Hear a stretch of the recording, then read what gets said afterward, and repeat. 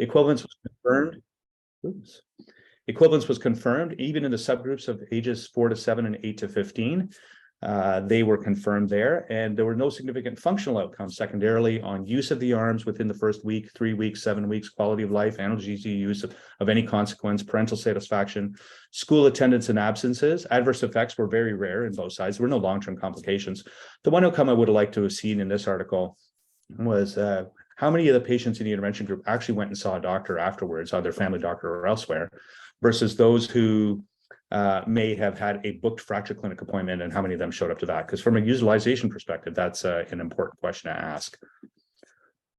So what are the impacts on EM practice here? There's a no-brainer for the kids and for the parents. Comfort, convenience, avoiding splint complications, skin breakdown, probably congruence with values and preferences, although that wasn't articulated very well in this particular study. From a QI perspective, again, can you define performance metrics that can be used for PDSI cycles and improving institutional practice? I'm not sure. Resource stewardship, easily downstream healthcare visits. If they don't have to come back for visits that really don't add to care, why bother? Repeat x-rays can be avoided as well in this situation. The last one, this is the best guideline. I want to revisit this one, even though it's about a year and a bit old now. This is the best guideline I've ever seen done about aortic syndromes. And it's a rare problem, but it is dangerous if we miss it. There's 25% miss rate in the ED, 40% misdiagnosis rates. And the problem is that every time you miss this, the linear mortality increase with rupture goes up 2% per hour with diagnostic delay. So we really don't want to be missing this. This is can't miss. And I talked to one of my former residents, we wrote about this in 2012 about the medical legal risks, and CMPA does have some documents on this, which I won't share today, but you can go look that up on their website from some years back.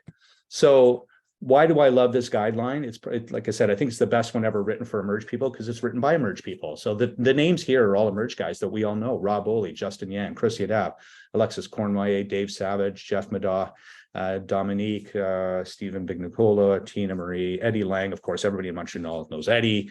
And there's a patient representative on Callaway as well. So she was able to speak to values and preferences.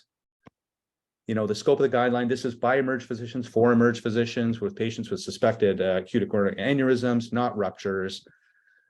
The risk of bias stuff here, I thought it was one of the best guidelines ever done from a methodology perspective. And I critically appraised these for many, many years now, both as a methodologist and as a beam rater.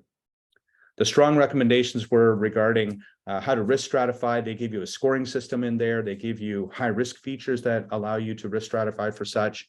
And then if they say you're a high-risk patient with regards to risk stratification, you go straight to CT with moderate level of evidence supporting.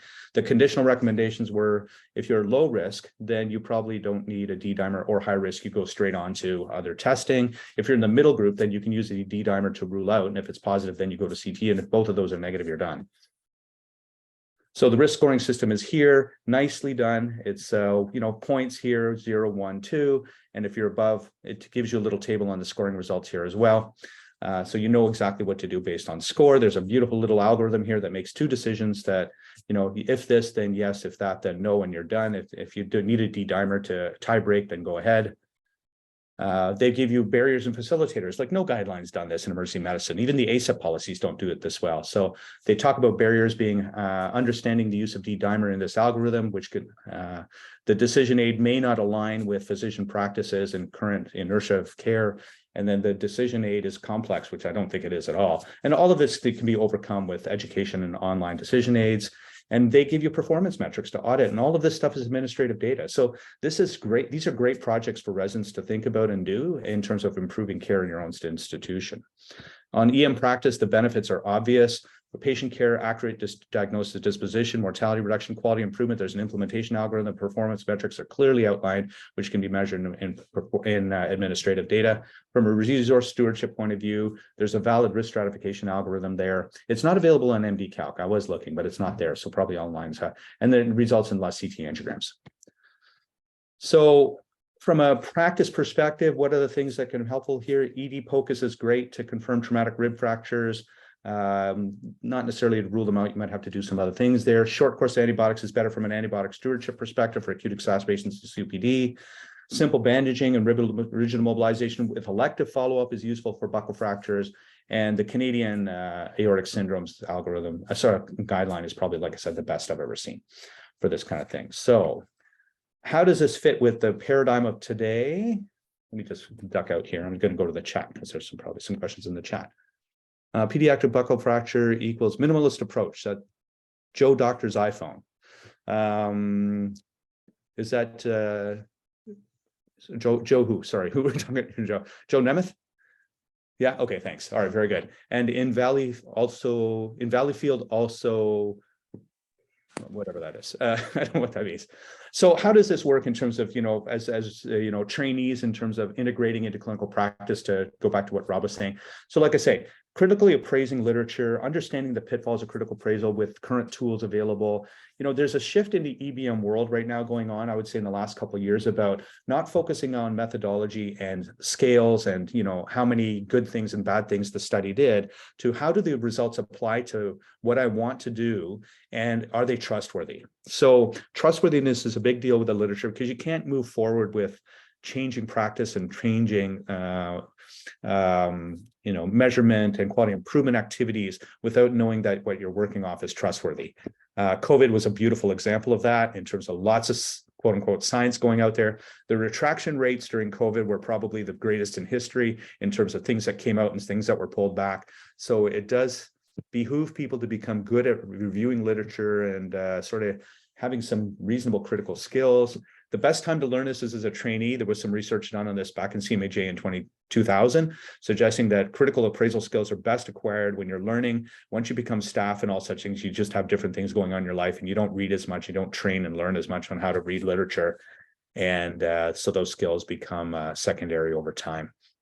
And then I would say in the last few years, we've been switching in our Emerge group in Niagara towards a more quality improvement trying to think. So how do you translate this good stuff with good literature into actual clinical practice? So during the spring of COVID, when we were locked down, like I go to work, I come home. I go to the grocery store once a week, I come home. And then I would go to Costco once a month and come home.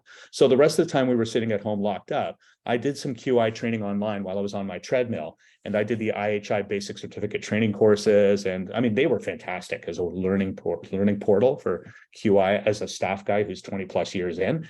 I think all of you all get training as residents now in QI methodology, which I highly, highly encourage, because this is what changes practice, right? When you have information that you want to translate. And, if you use the proper methodology, so you can report on this, you can write your stories up, share your stories with other people so they can learn from you and move on from there. Is that, Rob and Vincent, is that okay in terms of what you kind of wanted to get out of this? Was there other things you wanted me to chat about or babble about? Should we just do Q&A? We should do Q&A. I think. Let's do Q&A. We have an assistant. If you have any questions, either unmute yourself or identify yourself and put your comment in the chat. Suneel, how do you become an EBM expert? Well, I don't know. Here's so Mike Schul years ago, when I was a resident, I think it was 97, 98. So PGY2, PGY3. He was our guest judge at one of our resident research days. And he came and he was, reviewing all of our resident research project activities. And he told us years ago, if you want to get good at something, you have to be formally trained in it, credentialed in it, and probably just live and breathe it and all such things. I mean, I sort of took that to heart. I may have been overkill because I wanted to get better at critical appraisal. Perhaps doing a master's degree in critical appraisal was over too much. But anyway, I did it. And then we started the BEAM program with, Andrew was spearheading that, of course, and a couple other guys. And it has now done quite well, I think, over the last 17 years. COVID didn't kill it. So that was a bonus. So it's just, where does it go now? Like, again, it led me into getting into clinical practice guidelines work the last few years and such. I think the answer to the question, Rob, is it's the 10,000 hour rules. If you read Glidewell, whatever, like if you just keep doing stuff, you eventually get good at it. Right. And then what I did realize after my master's, I'll tell you, is how much I didn't know about research design and study design. And there's certain things I'm pretty good at, I think, in terms of appraising and all such things. And there's a lot of things I'm not. There are certain study designs that I just we don't do it very much in emergency medicine, and we don't review a lot of these types of articles in BEAM. So, economic evaluations in HTA, I did a course in it. I appreciate the value of it, but there are so few EEs and HTAs done. Like I could probably count on two hands how many properly done cost-effective analyses and HTAs have been done in emergency medicine. Like, this is virgin territory for anybody who wants to forge a career here. And I dare say after you retire from clinical work, you'll work forever, because if you become a health economist in emergency medicine in any country of the world. So Sure. So just a little background. Mike Schul came to McGill when he was doing his emergency medicine residency in Toronto, and did his Clin Epi degree here at McGill, and then worked at the Jewish General for a bit afterwards, went back to Toronto, and he's a researcher in cardiovascular care, but also in systems and overcrowding. And so he's we don't hear much from him anymore, and interest in global health. So Suneel, what I hear from you is you were inspired by somebody, and you actually did something in terms of a course to start with. Yeah. And you don't necessarily know where that leads you. I think that's true. That's true of my career in emergency medicine as well. Is you need an inspiration to start. And mentorship matters a lot too. Let me throw that in, Rob. Like, it's good to attach to a mentor, and Andrew was helpful for me in that in my career, and it evolves, right? Like, this led me, for example, within the CAPE world to join the Choosing Wisely Canada group. So we sort of work around that, and again, that's an evidence translation activity, right? Where we do appraisals, and then we try and formulate recommendations for our community in Choosing Wisely, 6 of which are around diagnostic imaging, 4 of them around antibiotic stewardship right now. Any one of those could be a great resident research project or a career beyond that, right? It helps your institutions. In Ontario, for example, the Ontario Hospital Association designates hospitals as level 1, level 2, level 3, based on how many of the CWC recommendations you've implemented. So we're trying to do that in Niagara region, where I'm the EM research director now. So there's lots of integrations, I think, with the EBM work, and then the clinical practice improvement and quality improvement. So it's virgin territory. It's wide open for anybody to take whatever direction you want to go. Pick a topic and run with it. Maybe I'll let Joe comment. Joe made a comment about does being an EBI expert being a clinical expert. I rhetorically responded to him and said, definitely not. Being a clinical expert is just doing the work on the ground, just put the hours in. And he said, yeah, it was rhetorical. But it does help to have, staying up to speed as best you can. And there's lots of sources out there in terms of, I think there's a lot of great Canadian FOMED activities going on, which I talked about yesterday briefly. So, Brent Thoma, Teresa Chan, everybody they all do the Canadian thing. I'm not a FOMED. I'm a dinosaur. I freely admit that. So I don't go into all of these kind of latest digital services technologies. Like, that has probably passed me by. But, Justin Morgenstern's first 10 EM thing, Ken Milne's SGEM, Michelle Lynn's ALEM, and I'm probably missing some of them as well. I'm trying to do the same kind of thing with my EM guidelines website, because that's the only thing I focus on is guidelines, summaries and stuff, but I'm not anywhere in their caliber. But I need a new generation of Gen Xers and Gen Zs to help me make this a better product. I just don't know how to do it. Sounds like you might be recruiting. Maybe.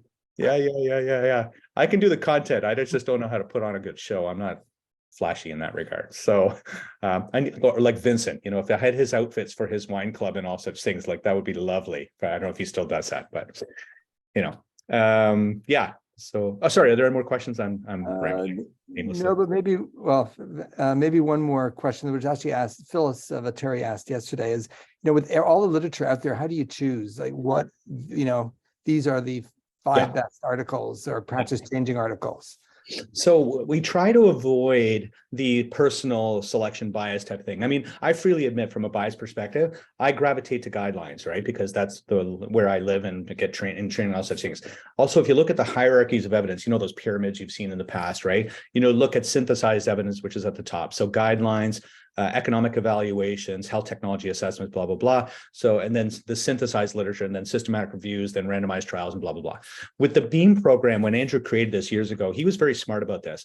We have a global network of emergency physicians around the who they used to get, COVID started to screw this up a little bit, but we send them an email every couple of weeks or a month with 4 or 5 article titles, the conclusion, and the PMID. And it said, based on the title and the conclusion alone, on a 1 to 7 scale, a Likert scale, what do you think is good, essential for emergency practice, 7 out of 7, and useless? So everything that's 4 or 5 out of 7, then we take them down, we critically appraise them, and then we present the materials in summaries.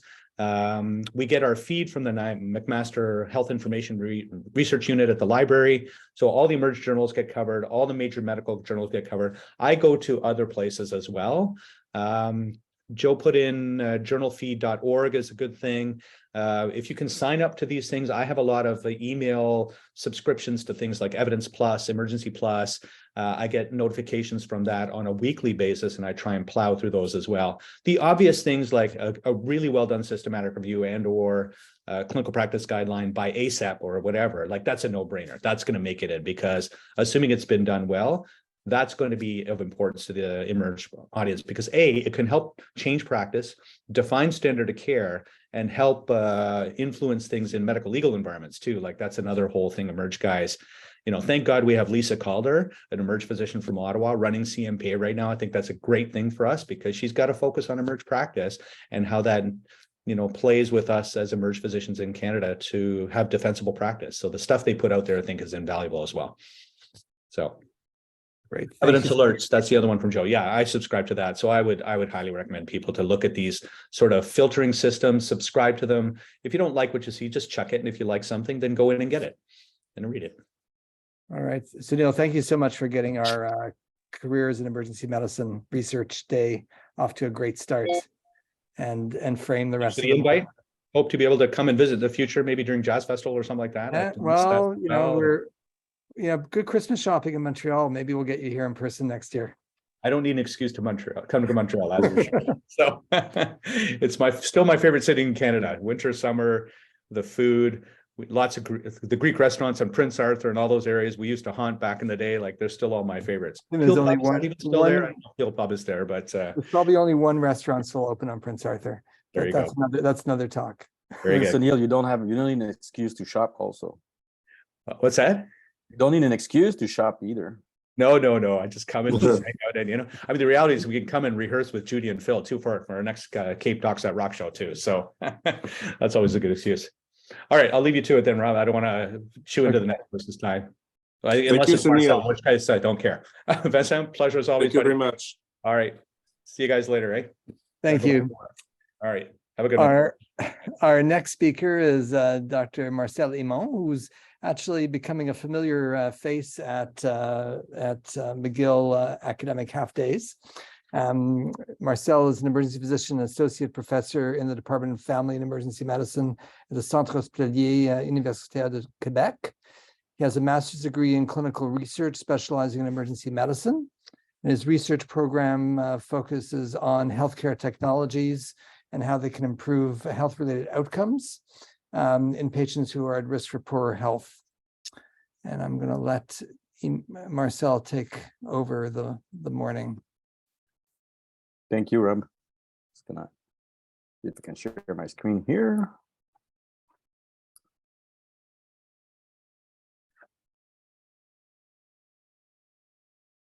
Are you okay to see my screen? Yeah, fine. All's good. Yeah. So I'm using the Wi-Fi of the hospital, so I hope it won't break down. I'm not sure if in Quebec City they pay their bills, because sometimes the Wi-Fi is awkward, but I hope it will work. So quite happy to be here. Some of the slides have been presented at the resident research day that I did a couple of weeks ago, but there's a couple of new slides and a different twist. So it's probably going to be something new and old for and a refresher for some of the resident. So Rob, just to clarify, I'm now a full professor, so I don't know exactly where you got the information, but I need to double check where it came from, because I'm a full professor at the Laval University now. So let's move on and discuss about the minor complex TBI. And because I see that this is kind of career day, I'll come back at the end with my process of becoming a clinician researcher here and clinician scientist in Quebec. But I started doing research when I was in med school, so it's been a long time ago, and that's how it came, and I translated into emergency medicine. So I'm now tackling a new subject for the past year and a half or two. I've been having different subjects over my career of minor injuries in different settings. So I did rib fracture, shoulder dislocation. I also did minor injuries in elders overall, falls in elders, also tackle a bit of the polytrauma issues, major injury. And now I'm up to the minor complex TBI because it needs a bit more refinement, especially working with the INES to try to help. So here we go. So no conflict of interest directly to this, except that I got grants from public funding agencies for doing my research. I should mention I'm co-creator of the web EMCME in French, which is called .ca, and also working at beam.ca with Suneel. So today I want to just go over some of the guidelines for minor complex TBI, what we did as work in our field and our research unit here, and try to see if the learner at the end can critique and be able to apply the different guidelines to his practice. Sorry, there we go. So, oh, I didn't correct my slide, sorry. I made a French misspelling on Monday, and for some reason I didn't go back to correct my slide. So we're gonna start with a case. A 65-year-old comes in, is Biba following an e-scooter fall with a helmet, and he takes only a blood pressure pills and aspirin. After evaluation, is obviously having a minor head injury with loss of consciousness, doesn't recall the event. Initial Glasgow scale at the scene and arrival at the emergency department is 15. So by your clinical decision rule, you did order a CT scan and you find a smear subdural of 3.8 millimeter. So what do you do with this patient? Depends where you're practicing. I'm working in a neurotrauma center here. So I'm a referral center, but we do help with peripheral centers, especially that we also help for many years with the EVAC. Some people are the Évacuation Aéromédicale du Québec. So we've been as emergency physician here helping a lot with triaging patient. And so we had a lot of questions. So what do we do with this patient? Let's say is in sit-still. Should I observe and discharge this patient directly? Should I request a neurosurgical consultation? I would say nowadays that we have also telemedicine and access. So should I call the neurosurgeon for a consultation over the phone? Or should I be directly transferring this patient to a neurosurgical facility? So because we're a bit interaction here, so by raising your hand, who will be observing and discharging this patient, considering that he's back to normal a couple hours down the road? So you can raise your hand if you can. Rob, they're allowed to raise their hand or not? Yeah, They're allowed to raise the hand. It's just a matter of finding the hand. It's under reactions. Oh, there we go. I'm gonna go back, sorry. So a couple have been discharging this patient. Who will be requesting a neurosurgical consultation? So drop the hands for the other ones.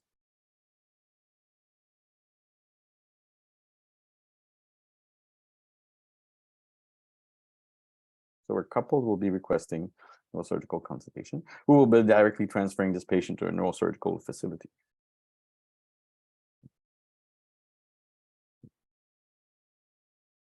Great, and we can have a discussion later on. I'm going to show you some of the evidence and what we've been coming up with our research unit here. So obviously, you're not all aware that MTBI is an important population that we see in emergency departments, and we always request for the bleed, basically.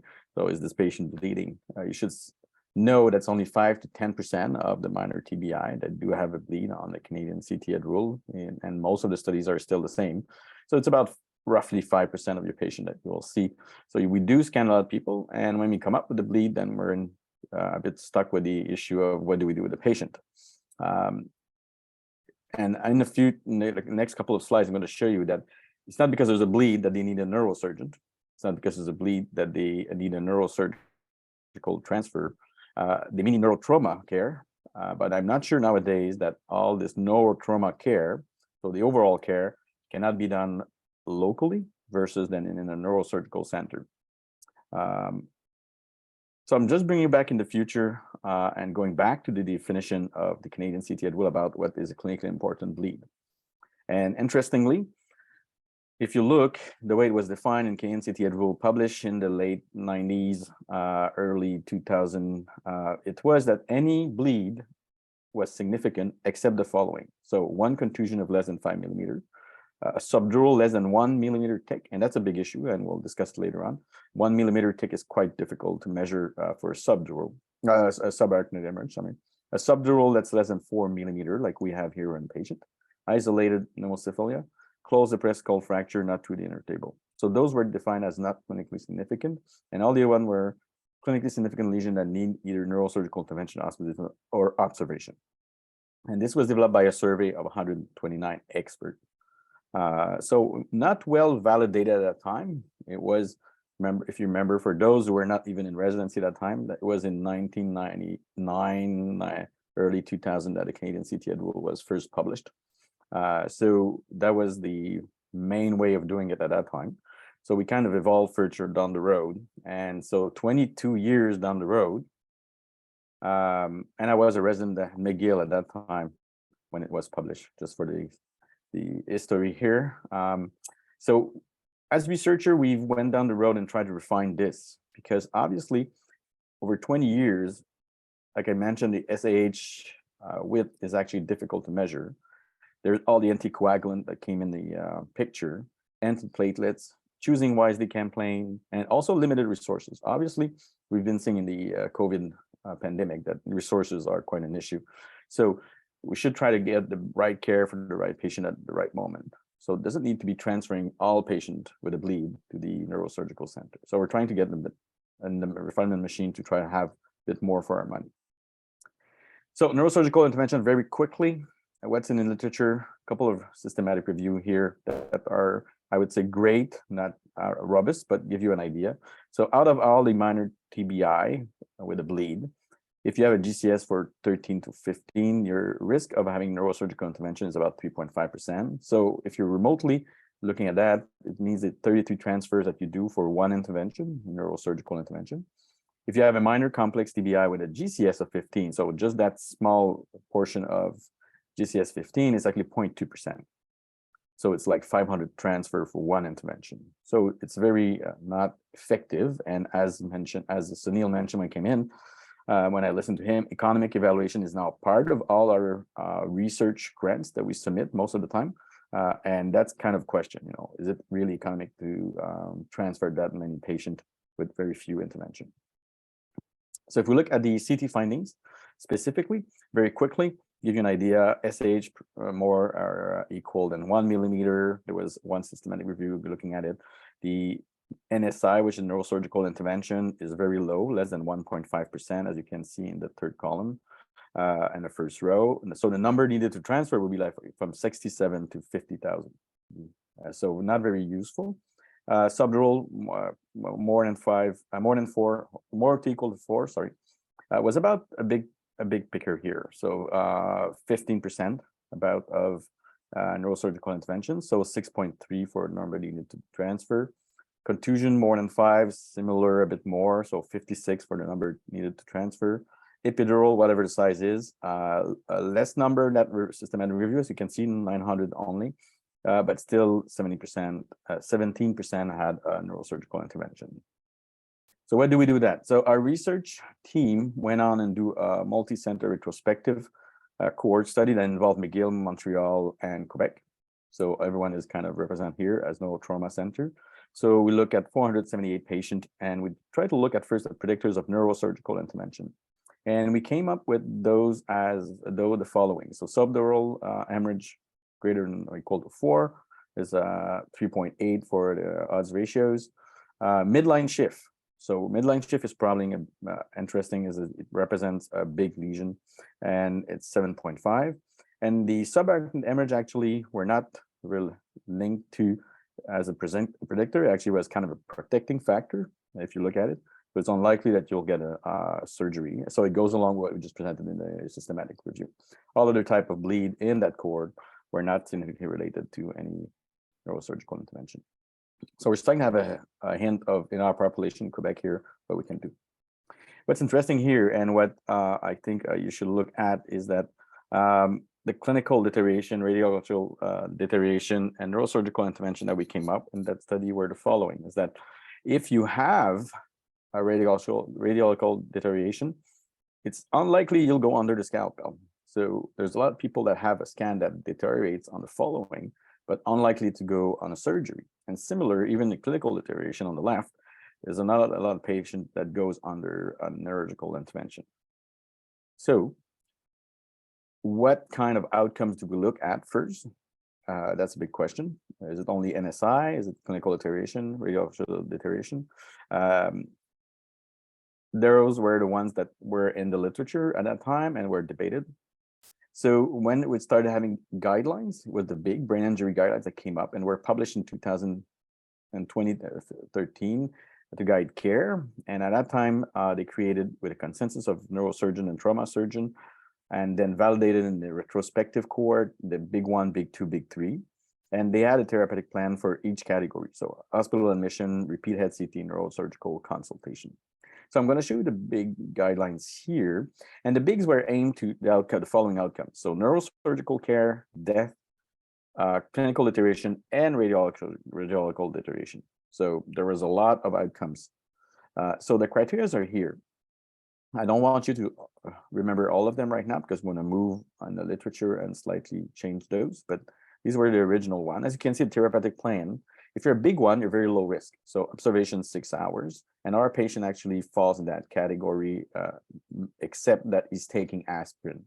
And aspirin is CAMP in this one. So anticoagulant and aspirin and antiplatelets. And as soon as you were taking those, we're a big 3. So big 3, as you can see, the plan would be that this patient that I just presented, the 65-year-old, will need hospitalization, repeat head CT, and neurosurgical consultation.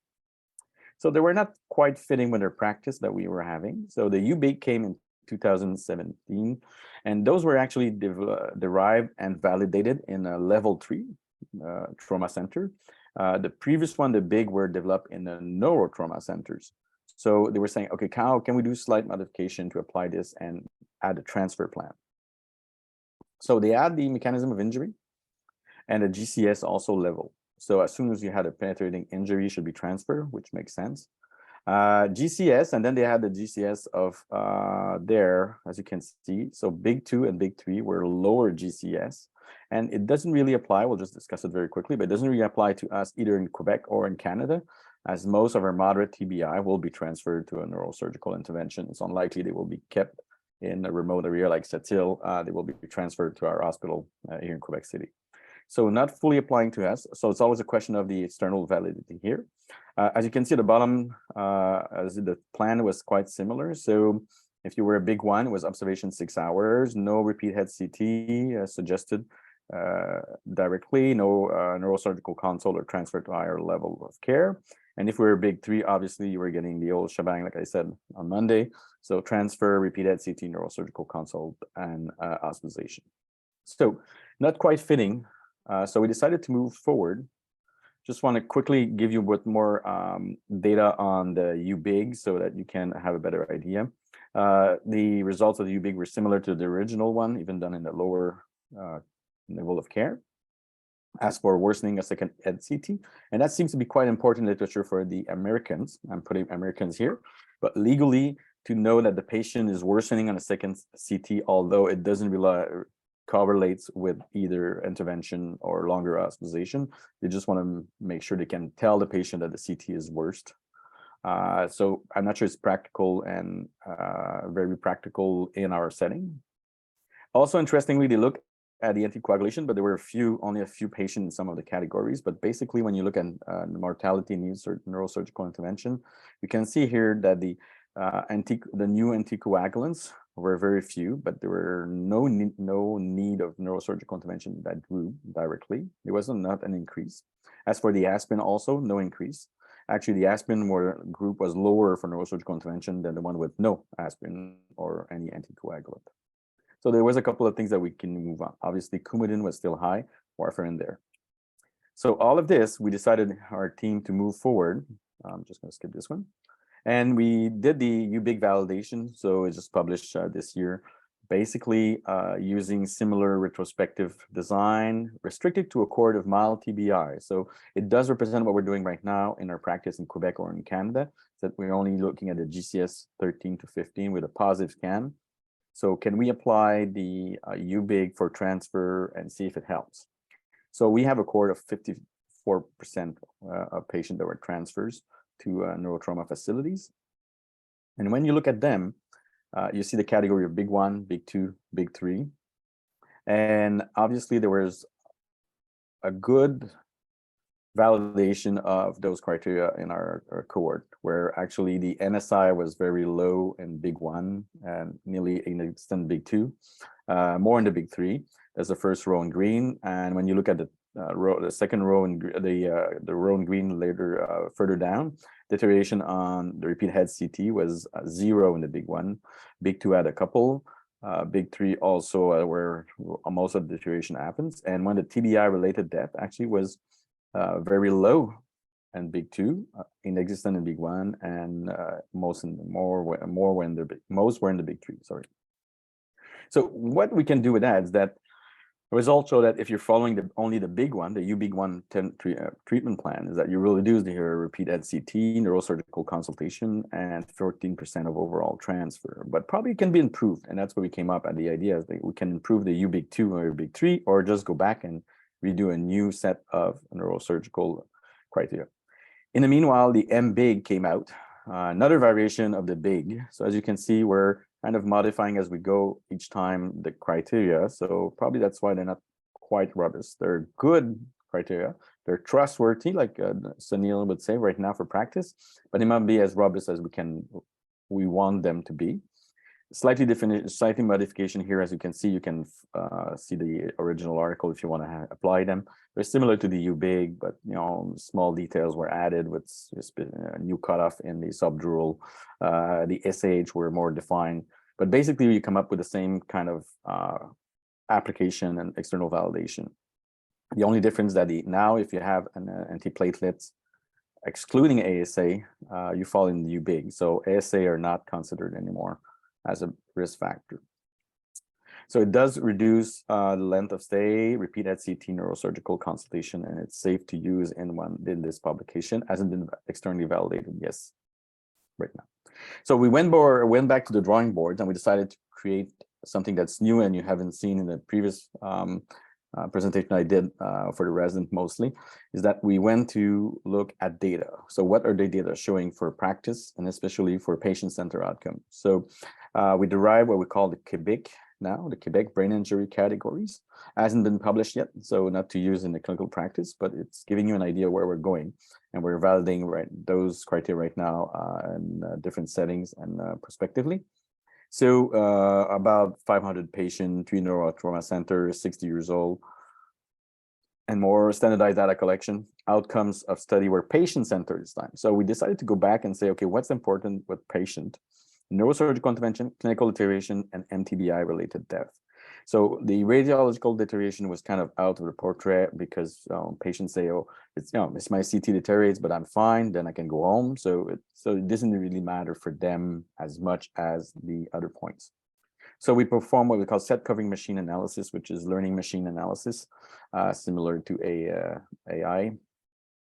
So here are classified documents. Suneel, do not take any picture of this. I know you want to steal our stuff.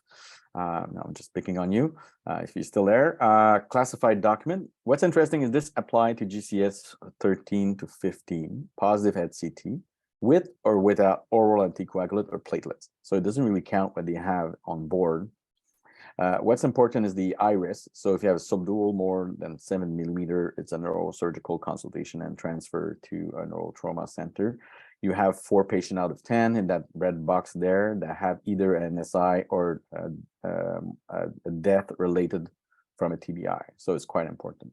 So if you have no to that, then moderate risk, initial GCS of less than 14, that normal for him. So normal GCS less than 14. So you have to be careful there with all your demented or cognitive impairment patient. Subdural more than 4, contusion more than 4 millimeter, and more than 1 contusion. So we recommend a 12 hours observation and consider consultation with neurosurgical surgical consultant. In that category, 20% were either having neurosurgical intervention or clinical deterioration, but there was no direct death from the TBI. And the low risk, where actually 50% of the patient will fall, it's a low risk. So the bottom green, it's actually 6 to 12 hours observation. There was 97% of the patient who had nothing over that period.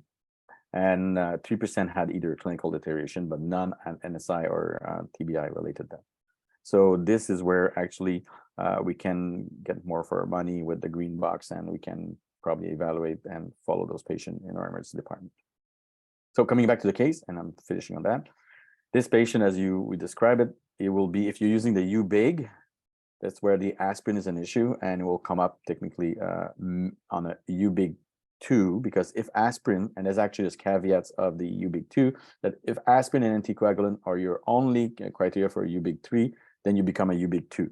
So making a bit more puzzle there, but still observation neurosurgery, plus or minus neurosurgery, plus or minus repeated CT. The M big 1 is more settle on that, and it will be more observation, and Quebec will be a low grade and will be observation also. So there's still a lot of work to be done. Here we're talking more about the neurosurgical aspect, and there is also a side of the research we're doing about the discharge of those patients. So what happened after? What do we do with the anticoagulant? And this is not settled. What are the recommendations? And so we're working with the INES to have a bit of the similar approach that they have right now with the algorithm, but we're having also a post-discharge booklet or leaflet in the future for the patient, what to follow, and for the clinician, what to say. So just to sum up, the minor TBI with positive scan. There's now a couple of tools, the UBIG, MBIG, not validated in our population, but UBIG it is, to better guide neurosurgical involvement and inter-hospital transfer. The future is probably what we're trying to develop here in Canada. Is a tool that's much appropriate and specific, and future change will probably improve the specificity and a better resources allocation. Happy to take your question and discuss.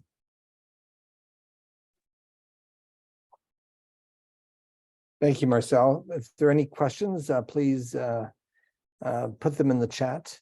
So Marcel, I wonder, how do you choose your area of focus for your research? Oh, that's an excellent question. So I always say the same thing to my colleagues. I'm a clinician scientist and not a scientist clinician. So I started doing clinic first. So that's why I still keep doing a lot of clinic, I would say. So I find all my research ideas from question I have in clinic most of the time, or my colleagues have.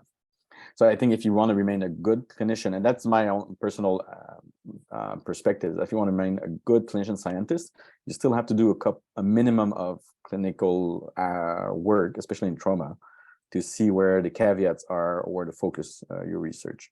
So that's how I build usually my my issue. So many years ago, when I started doing shoulder dislocation, I was a resident at the time, and I realized I was wondering why I was doing X-rays for all the patients when it was obvious. And then I dig a bit of literature and find there was a couple of ideas of how to avoid X-rays, and that's how we build the Quebec Fresno shoulder dislocation. Similar to rib fracture, we're seeing patients coming back and from rib fracture with either pain. And at that time, a couple of med students were interested, and so we started building a project and came up with another clinical decision tool that was the Canadian MTI for minor thoracic injury and follow-up of those patients. So most of my work was done like this, and the idea came from doing clinic and being on the floor and asking myself, how can I improve for the care of those patients with trauma? Is that answering your question? It does. And I'm wondering, once you validate your Quebec model. Quebec. No, I don't want to say Quebec because I think that's Quebec. That Quebec Model. It's my Anglo accent. Where do you see, where's the knowledge translation? How do you plan to actually put this into practice? I mean, yeah, that's the big issue that I warned the INES because they were very interested in trying to implement this so that we're preventing from either inter-hospital transfer or having appropriate resource allocation. But what I said is that we're changing practice a lot. So we need a good module for transferring the information and being able for the clinician to assess those patients and take care of those patients remotely, then transferring them all the time. So there's going to be a lot of knowledge transfer that needs to be done. And that's why I've just said that, this is kind of classified document, not to be used right now, because we want to, when it's validated, we also want to have the post-discharge information or the follow-up information or the observation information that the clinician can apply. So we have the entire package and not just the rule. And we're working on those aspects right now. So we have systematic review on the anticoagulant, restarting the anticoagulant following this, if we're going to deal with those patients, and it's ongoing. And then we want to see how long we need to observe those, because that's not settled solid rock right now. 6 and 12 hours are cut off in literature, but it's based on 1 or 2 articles. So we want to improve that and see how many hours we really need to observe them in their emerge.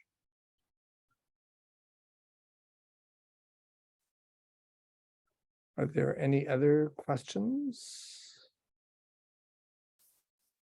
So if you want to just give you 1 minute about the story of getting a clinician scientist in Quebec. Yes. So I think the first thing is that if you have an interest in research is starting soon as you can. So usually in med school, there's a lot of people, and we have a lot in our research unit that comes and do research either during the summer or during the year. And usually you do small project and then you start building on this. If you want to have a career, then as a resident, you need to start very quickly. So as an R1, you need to raise up your hand and say, oh, I'm going to do this as a practice in the future.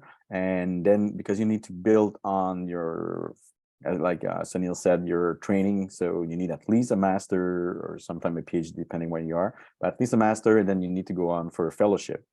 So these need to be prepared in advance, because after that, you need to apply for salary support. And those are quite competitive in Quebec and in Canada. So you need to prepare yourself up front and be in a team. So find a team, start early. And if you want to have more, if you have more question on that, because if you're interested, you can always email me, because as the senior of the researcher in emergency medicine in Quebec right now, I can help you because I didn't navigate the entire system. And as a last comment, if you want to have more training, we have a fellowship. There's 5 fellowship in Canada, and there's 1 in Quebec City for emergency medicine research. We have 7 researcher here that can train and supervise a fellow in research, and depending on what you want to do. So it's available if you want to do more clinical research afterwards. Great advice, Marcel. And as Suneel said, mentorship's really important, and the fact that we have an emergency research fellowship in Quebec is actually quite incredible, and hopefully people will take advantage of that. So thank you for your time, Marcel.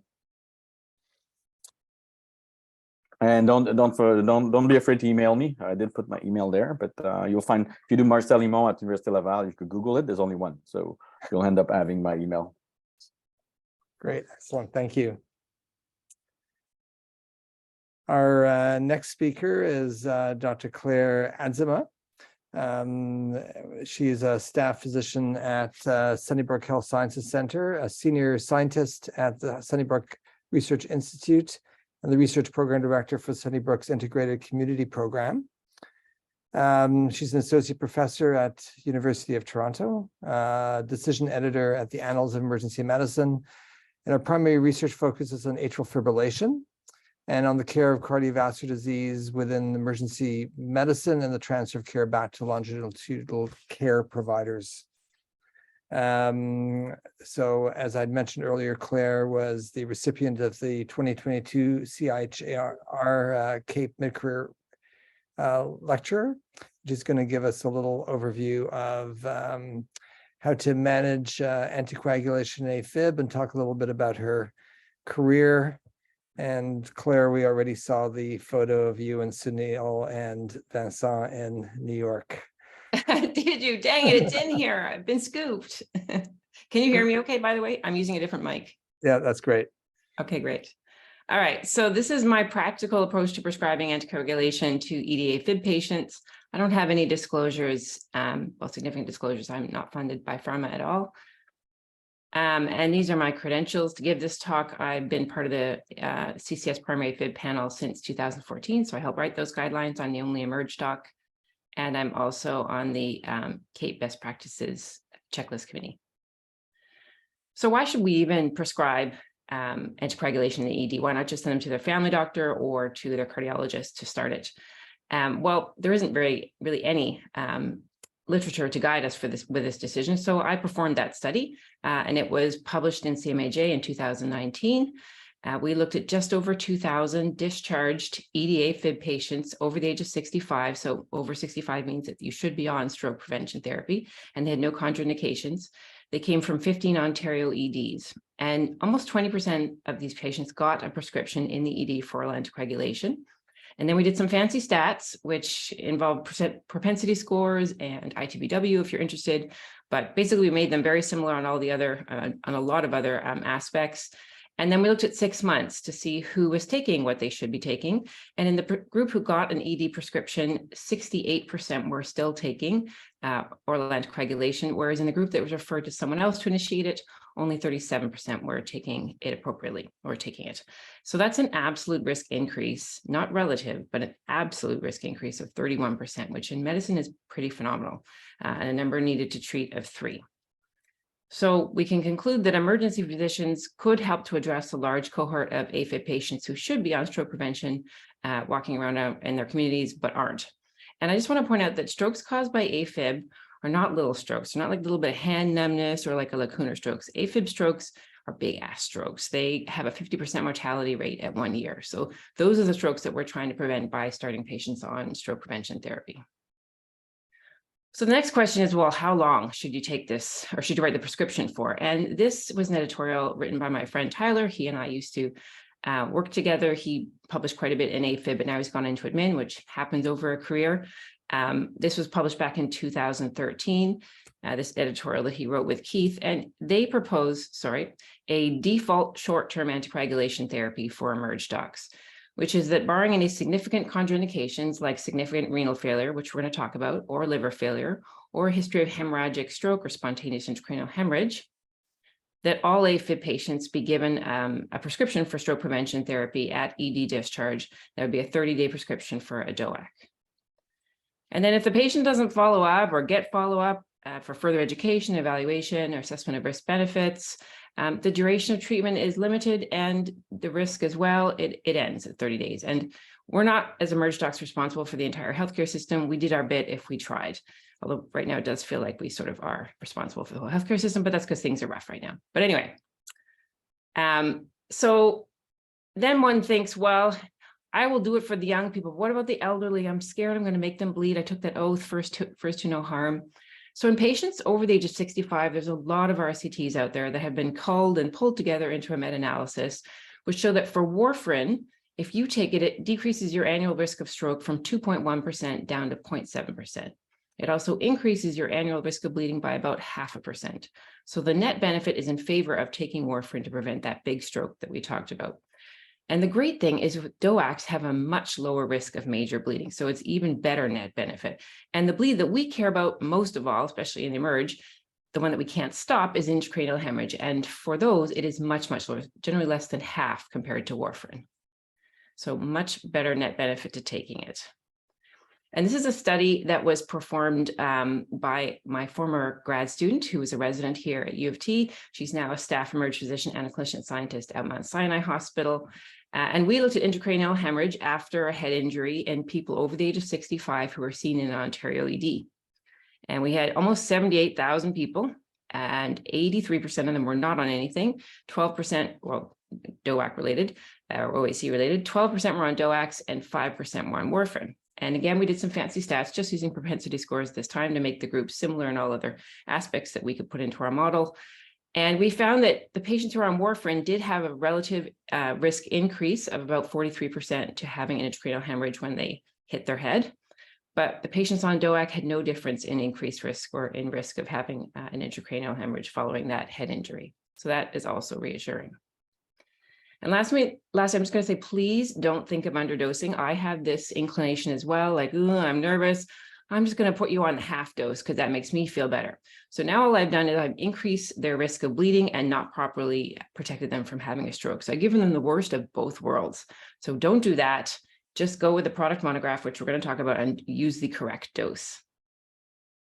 So case 1 is a 67-year-old man with sudden onset palpitations for 6 hours and no other symptoms. Heart rate's about 156. It's irregular. Pressure is 140/90, and he has a normal exam other than the tachycardia. His past medical history is only hypertension, for which he takes amlodipine, and he has AFib on the ECG. He cardioverts. We're sending him home. Do we want to give him oral anticoagulation? It's fairly simple. We use a CHAD 65 in Canada, not CHAD's VASC, and he is over age 65 or 65. So he gets oral anticoagulation. Can't actually see my whole screen here, but anyway. We could also say he has hypertension, but it doesn't matter. It's an algorithm. Once you're over 65, you start. You don't get points for anything in this. You'll notice that females are not on here. Again, that's part of CHAD's VASC, which is what the Europeans, the ESC, and the Americans, the AHA, use. But I'm willing to bet that most of you don't know the cutoffs for men and for women, or that it's a different cutoff. So rather than go there, just use CHAD 65. They've had to do that because they don't want to count women either. It's a risk modifier, not a risk factor. So just use CHAD 65. You're in Canada. So which oral anticoagulation in general? We use DOACs. Now, warfarins are only for 2 specific indications. That's if the patient has end-stage renal disease or a GFR less than 30, or if they have valvular disease. There's a very specific definition of valvular disease, and it seems to change with every publication that we put out. But currently it means 2 things, either a mechanical heart valve, so you hear a click when you listen to the chest, or a moderate to severe mitral stenosis, so a systolic ejection murmur. You didn't hear anything about rheumatic heart disease anymore. There's no rheumatic word in there. And there's nothing about tricuspid or aortic valves. It's just moderate to severe mitral stenosis or mechanical heart valve. And if they have one of those or a GFR less than 30, then you're going to look to warfarin, but I'd probably just call someone else at that point. So otherwise, you're going to choose one of the DOACs, and these are the 4 that are available in Canada. I suggest you get to know one that's once a day and one that's twice a day. And if you do that, fantastic. You're well ahead of the game. And this is my approach. No guideline endorses this. It's just what I do in the Emerge and when I work, which I did a couple of days ago or a day ago. I asked myself first, is this patient elderly or frail? Am I worried about them bleeding? Because if they are, I'm going to put them on apixaban, because apixaban is the least renally cleared and it has one of the lowest risks of an intracranial hemorrhage. But he's not. He's 67. That's totally fine. So my next question is he already on a twice-a-day medication, or is he only on a once-a-day medication? Because adherence is really important with these medicines. It's not like warfarin where you miss a dose or even 2 and your INR slowly trundles down. If you are missing a lot of your DOAC doses because you're on twice a day and you can't remember twice a day, then you're now at increased risk of having that big stroke we talked about.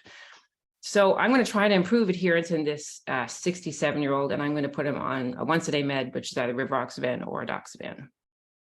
This is from the CCS guidelines. Don't panic. I'm going to have you covered for this, but I just want to show you this. If I'm going to use edoxaban or rivaroxaban, the dose changes depending on what his GFR is. Okay, now the one thing about GFR is the product monographs use the Cockcroft-Gault formula, and the formula that most of your labs use that spit out a creatinine clearance on your results, and the findings for your results, they use a different formula. Not that it's a better or worse formula, but they don't meet. They're not the same. They don't give the same number about 30% of the time. So you really need to use the Cockcroft-Gault formula if you're calculating this. I just Google Cockcroft-Gault formula and MD-Calc pops up, and then I put in what I need. As an Emerge physician, I will never, and I suggest you should not be prescribing DOACs for anyone with a creatinine clearance below 30. Like, the whole point is, if you can't clear out that blood thinner, it's going to build up in your bloodstream, and now you're going to be increased risk of bleeding. And we don't follow patients. I can't recheck that creatinine in a couple of weeks' time, and I don't know if someone else is going to put them on furosemide and something else is going to happen. So I won't touch, well, they're already at a low clearance anyway. So I won't touch these. I will just call my consultant, whether it be an internist or a cardiologist or someone else to manage it, because I have, another 10 patients on the go that I need to deal with as well. You'll notice here in apixaban that they're the same. Apixaban's a bit different. It's the lower doses if you have 2 of these 3 criteria, which is age 80 or older, a body weight of 60 kilos or less, or a creatinine of 133 or higher. And I got to be honest, I kind of like apixaban because I don't have to calculate the damn creatinine clearance. And it's like one less thing when you're running around the ER. And I know in my head if they're above or below 133. So I actually quite like it for that reason. Thank you. Yes, Suneel. Just keep it simple and Emerge. We got like so many other things. Everyone wants to remember everything. And we can't. We just can't. So for case number 1, I'm going to check his CBC and make sure his hemoglobin is, normal-ish, so that I don't give it DOAC to someone who's already got a very anemic level. His INR and PTT are normal, and his creatinine for his clearance. Just to highlight here, dabigatran is 80% renally cleared, so I don't choose it for that purpose, or for that reason rather, because I don't want anything to happen in that 30 days I'm giving the prescription, whereas apixaban is 27% renally cleared, rivaroxaban 33%, and edoxaban is 50%. And just to highlight the intracranial bleed that we worry about the most, you can see the relative risk. These trials, by the way, were all, like, I think 14,000 was the smallest of them. They went up to 21,000 people. So they're massive RCTs, and they're all showing this. I get, when the first one came out, I was like, I don't know, but they're all showing the same thing. So much decreased risk of intracranial bleed on these compared to warfarin. Rivaroxaban is slightly higher, but the Rocket AF trial was a slightly higher risk cohort. So I suspect it's actually not that different. There are some interactions to consider: the usual suspects, anti-seizure meds, antifungals, chlorothro, erythro, but do not worry, I've got your back. I know what this is like in ER. Just pull up the Thrombosis Canada app and it will calculate things for you. They have like a little anticoagulant dosing. You put in their age, their weight, their serum creatinine, and it spits out the dose of the DOAC, and you can choose. And even better, it's got this list here if someone's on a bunch of meds that you can check that there's no interaction. You don't have to do any more Googling. It's a little bit behind. They haven't updated since at least 2018 because they have warfarin here, but at least it gives you what you need to know. So case 2 is an 80-year-old female with sudden onset palpitations for 18 hours and no other symptoms. Her heart rate's 126, pressure is 140/90. Again, normal exam otherwise. She's on hypertension also, for which she takes amlodipine, and she has AFib. So oral anticoagulation. Well, we're done. She needs to be on it because she's over 65. Well, she's 65 or older. So the question is, which one? Well, is she elderly or frail? I would ask myself, well, she's 80. She looks a little on the skinny side. I'm going to use apixaban. So I have to ask myself, is she age 80 or older? Yes. Does she have a serum creatinine of 133 or higher? No. And is her weight less than 60? No. So I'm going to give the regular dose, which is 5 milligrams POBID times 30 days. Here in Ontario, we have to write a limited use code, and I just slap that on. Case 3 is a 59-year-old man with palpitations for 6 hours and the same presentation, 156, but pressure 140/90 and otherwise normal exam. He has hypertension for which he takes amlodipine, and his ECG shows AFib. So we're going to cardiovert him and send him home. What do we need to do? Will we be giving it to him? So the reason I'm highlighting this is because of the cardioversion factor, because it's a talk about oral anticoagulation. And if you are still thinking of 48 hours as a cutoff for cardioverting someone in AFib, if they're not already on anticoagulation, that's wrong. That's about 2018. Don't worry, things are changing so fast if you didn't know that. But it's now 12 hours is the magic number. You can still cardiovert some people between hour 12 and 48 if they have an otherwise low risk of stroke.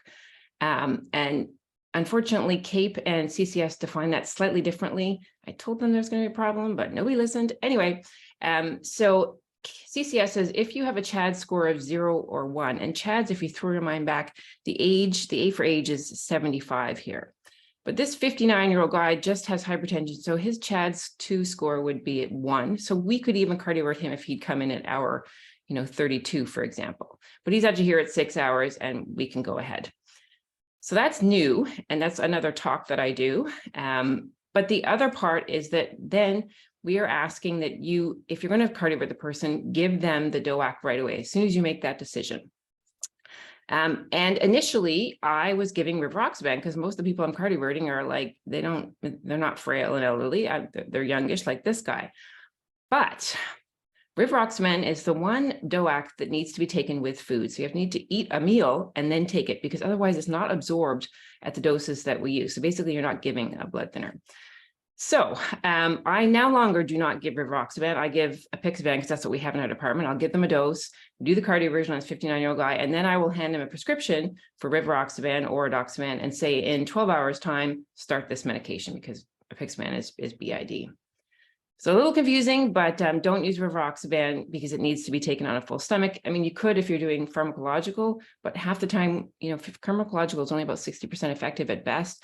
Most of the time we're proceeding to electrical anyway, and then you need procedural sedation and not to have a full stomach before you cardiovert them. This is the CAPE guideline. It's a little more, it's very comprehensive, but you need to sort of sit and look at it. I just want to highlight that they also use this 12-hour cutoff. and that between hours 12 and 48, you can still cardiovert certain people with low risk, but they have actual factors listed here. And so you need to sort of sit and absorb that. But I want to also highlight that they say, yes, use CHAD 65 and start long-term oral anticoagulation, write them a prescription. So they're consistent there. So the take-home points are to give a 30-day DOAC prescription to all patients who qualify via CHAD 65, use the Thrombosis Canada app whenever you need to, it's right there, or the website. And if you're cardioverting a patient, give them the DOAC right away as soon as you make the decision to cardivert, but don't give rivaroxaban if you need an empty stomach. Use a different DOAC. Okay, stage 2. This is a 50-minute talk that I gave at the Cape Opening Plenary in May about the path I took to winning this amazing, life-affirming award. And now for my next party trick, I'm going to do that in 15 minutes. So my objectives are to highlight the barriers that I encountered en route to success in Canadian EM research. As a cisgender woman. This might also apply to minorities, but obviously I can't directly comment since I am not. I can only speak to my own experiences. And I'm going to highlight the benefits of infiltrating another specialty, which would be cardiology in my case. So for barriers, I think almost everyone on this Zoom call has had med school interviews and can probably remember your first med school interview. Like, throw your mind back. I'm sure you can remember the person sitting across from you, were there multiple persons or just one, the decor of the office. I know I certainly can, and how nervous I felt. I had known since I was 14 that I wanted to become a doctor, and I had put in a lot of time to get there. But it was a very different world back then, and being a woman was not an advantage. In fact, I remember one question he asked me was to name a current event, and I named, which was pretty new at the time, I said, it's World Women's Day, or yeah, the women's, anyway. And his response was, that's a very North American concept, isn't it? And I was like, ugh, I guess I didn't win there. So very different world back then. And I did not get in. Had good marks and everything, but didn't get in. And when I went back later and met with the dean and said, what do I need to do to improve my my application? Why didn't I get in? He was very direct, and I appreciate that he was a straight shooter. He literally said, because you have no doctors in your family. And he went on to explain that the government was heavily subsidizing our tuition, which was very true. It was only about $5,000 back then a year. And if I was in for a couple of years and they'd heavily subsidized my training, and then I decided I was going to go elsewhere, well, then they didn't want to invest in someone like that. And I was vaguely aware, like, well, wouldn't that promote like an all, not boys club, but doctors' kids club? But I didn't pursue it, and I certainly wasn't in a position of power where I could say anything. So I accepted that. And just to go back a bit, so he was right. There were no doctors in my family. I grew up all over the Maritimes, Moncton, New Brunswick, St. John's, which is not Maritimes. But my formative years were spent in Dartmouth, Nova Scotia. And I wanted to pull up what the neighborhood looked like at that time. And I actually Googled it. And these are from now, and it looks exactly the same. Like this house here was like the affluent kid on the block. That's where he lived. And this shed here was just like the shed that we used to sneak behind to smoke cigarettes that we'd stolen from some of the dads. My dad didn't smoke, but some of the others did. So we'd smoke behind there. And this was Tim's, was the local hotspot. So again, like, really, he's right. There were no doctors. There were no professionals at all, to be quite honest. My dad worked for A&A Records and Tapes, and we had great parties. I can remember being little and coming downstairs and asking them to turn down the music because I couldn't sleep. And I couldn't find my parents, but my father, I found in one of them, I could see him because he was standing on top of the coffee table dancing just like this. My mother, they were both English, so she had a very nice English accent. So she was a telemarketer for StatsCan, or she did interviews with StatsCan. People were happy to talk to someone with a very nice British accent. So she was very successful at that. And my whole family came from the UK. I didn't really see them at all because it was very expensive to cross the pond. But no doctors, no professionals. And then when I was 13, we moved to British Columbia for another job opportunity. We moved to Port Coquitlam, also known as POCO. Unfortunately, now it is best known for being the site of one of Canada's worst serial killings, the Picton Pig Farm. And I used to ride my bike down this road, and I'd look in a few times, and it was just like a mess of car parts and garbage. But again, not a community where I had any access to chatting with doctors about their lives or what it involved. And about a year later, my father lost his job, which was really a very impressionable age for me and very difficult. And it changed who I was. I can remember my hearing my parents fight all the time about things like my mother had bought the Sobeys brand, not olive oil, like vegetable instead of the no name, the yellow brand, and the extra money that would cost, and the arguments they would have over that. And myself, I didn't want to go. I dreaded going to the grocery store with my mother because we would get to the till and she would make my brother and I take things back because we didn't have enough money to pay for things. So that really made me determined to get a professional job. I didn't care what it was, but I did not want to have that anxiety. And I didn't want to be arguing with my spouse like my parents were. And I remember very clearly thinking I didn't want my kids to live through what I was living through, which is amazing because I was 13 and I was thinking about my future children. It blows my mind now, but that is exactly what I was doing. And then when I was 14, my science textbook, I looked and saw this photo of an electron microscope of a hemoglobin cell. And my mind was just blown. Like, this little tiny cell knows where to drop off the oxygen and how to pick up something else and drop that off at the lungs. And it just keeps happening. And I'm just sitting here and it's all happening for us right now. And our hearts are still beating and we don't have to provide any instruction. And like, how amazing was that? So that's when I decided I'm going to med school. And fortunately, I lived in Canada where a young woman can make that decision and pursue that. So that brings us to the 1990s when Nirvana rocked my world. And when you opened up Word back then, you got this paperclip, and it would often say stuff like, looks like you're writing a letter. And I saw it a lot because I studied a lot. My parents found out from my neighbors that I was planning on going to med school. My siblings took a lot of attention, needed a lot of attention rather. And so they said, great, but we have no money. So you need to pay for it all yourself and get scholarships. So I did. I studied all the time. And I worked 2 jobs. And I worked these 2 at one point. I worked just a ton of jobs, usually 2 at the same time. And then I got an offer to model in Japan. So I went to Japan for a couple of months because they were willing to give me a lot of money to do that.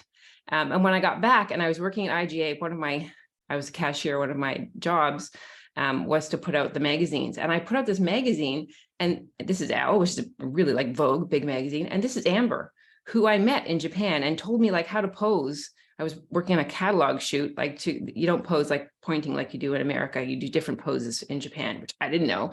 And she took me aside and showed me how to pose for the camera. And there she was, like, it was amazing. And that was my comp card. And I got the money, which was great because I could pay for a few more things. So that's who I was when I showed up to med school, like a briefly model, someone with no contacts at all, and certainly no doctors in my family. And he said, well, you don't know the issues facing medicine today, which I guess is true. And he also said, you don't have enough volunteer hours. And I mean, we still say this to kids, and this is just another systemic bias against kids of lower socioeconomic status. Like, I was working 2 jobs. I was working 4 days a week, plus going to school every weekday, like in the evenings and weekends. And now you want me to do volunteers. And I never questioned it because we didn't question anything back then. The words like inclusion and diversity weren't part of the public lexicon. So in order to know the issues facing medicine, I found this magazine, which was amazing. It had like all the stuff. And I had to order them because it wasn't online back then. You had to like fill out a form and order them. And I remember it was $8 a magazine. And I was appalled because $8. And I ordered 3 because I needed to know enough. So it was $24 of my hard-earned money to get these. And I think minimum wage was like around $6 at that point. Anyway, and I ordered them and read them cover to cover. And I volunteered at a pre-op hold area because that's what I was supposed to do and jump through this hoop. And then I volunteered at a walking clinic. And it was run by 2 guys who I thought were kind of old. I think they were like in their early 30s. But at the time they seemed old. They're brothers and they both drove sports cars. And I had a great time. And then one of them took a liking to me and asked me out. And this was well before the whole position of authority, all that discourse came about. And I just did not want to go out with him, but I did, because that's what you had to do. Like, I needed that letter, and I pushed on the ladies who worked there, one of them with medical offices, and she wore a lot of blue mascara, I remember. And I said, I need that letter. Can you push him to get it? Like, deliver it so that I can not have to date him. I didn't put it quite like that, because she liked him too, and she wanted us to be a nice couple. There was no intent of malignancy here. It was kind and it was nice, but we were just so uninformed back then in that way. Anyway, and so I went through with it. I went on a date with him. I could barely get out of his sports car. It was so low and I felt very uncomfortable, but I got the damn letter. And I did not get in the next year, but I got in off the wait list. Hallelujah. So I got into UBC Med, and I did a couple merge shifts and loved them. I felt very at peace in the ER, and I got married, and the med student I married, my husband was a year below me. So I had to take a year to do something with myself. So I emailed everyone in emergency medicine research, and these guys from UCLA responded. And so I went to UCLA for a year, and I got to do, because I was a visiting scholar, I got to do art courses and painting, and I got to do ballet and this very classes in this studio. And it turned out one of the guys there was Jerry Hoffman. And this is Bill Maurer, who also supported me. And Jerry took me under his wing. With Rick Brugada, I went to EM Abstracts, these talks that they used to do. I think they retired them about 2015. And it was amazing. Like, it felt like the world was my oyster. Like, talk about standing on the shoulders of giants. And I felt like I could do anything, for this specialty. So I applied to EM residencies across Canada and the US, not that many in the US, but some, but everyone in Canada. And I got interviews everywhere I applied, and I had over 20 publications by that point. And unbeknownst to me, Jerry called ahead to the residencies, to the program directors. He also sat me down and trained me on what questions I should ask and how to practice interviews for residency and how to ask the tough questions and stuff like that. And I just did everything he told me to, because I was very grateful for for his attention and his time. And I went unmatched in Canada. I did not get a spot, which was devastating. And I questioned my choices all the way back to age 14, and my future was really, really difficult. And once I picked myself up off the floor, I thought about the very different interactions I had in my US interviews versus Canada. In America, the excitement was palpable, and there was a lot more women who looked like me, who wore makeup, who looked like, they were okay with being feminine. And we were excited, and they were excited to have me. And in Canada, it was a very different vibe. I got a lot of difficult questions. And I'm going to give two examples from sort of each extreme, not all of them, but these two. One of them I was asked was, are you teachable? And I mean, think for a second how you'd answer that. I think I fumbled around saying I know nothing. So totally, absolutely. But it was my first insight to how I was being perceived in Canada, which was that I was too big for my britches, that I was too successful, that I was maybe this call from Jerry, people thought I was trying to get in through the back door, and that wasn't acceptable. And then another question I was asked was, how do we know you won't be like Jennifer? And Jennifer, I'd only met twice. Nice woman. She was an R3 in one of the programs, and she was feminine like me. I didn't know her well. Again, it was just twice, but she apparently left in her third year to work for an online company or something. I don't know the details, but I got asked in my interview, and I struggle because how do I answer? I don't know why she left. I don't even know this person. So how can I compare and contrast how I'm not like this person who left, that I'm going to stick with this? And really, I wanted to say, is this because I have a vagina? Because did you ask the guys this question? And afterwards, we all went, there was a group of us who did all the interviews. I asked them, did anyone else get asked? Nobody did, just me. And this, returns to the recurring theme of how do we know you're not going to bail and you're worth our investment, just like with med school interviews. And if you take a moment to think about who you thought in this crowd, you're not going to know who would and who wouldn't have asked these questions, but it's not who you think. I know both of these men really well now, and they're good people. They're good men, and they just didn't think through what they were asking. They just needed a better system to prevent them from doing this. They're good people, which is really much more concerning to me than the people who are assholes and are going to do this no matter what. We just wait for them to retire or die, and then we're good. So this is a paper in Lancet about gender diversity and inclusion in medicine. I'm just going to cover a couple of them. Myth number one is that other people are biased, not me.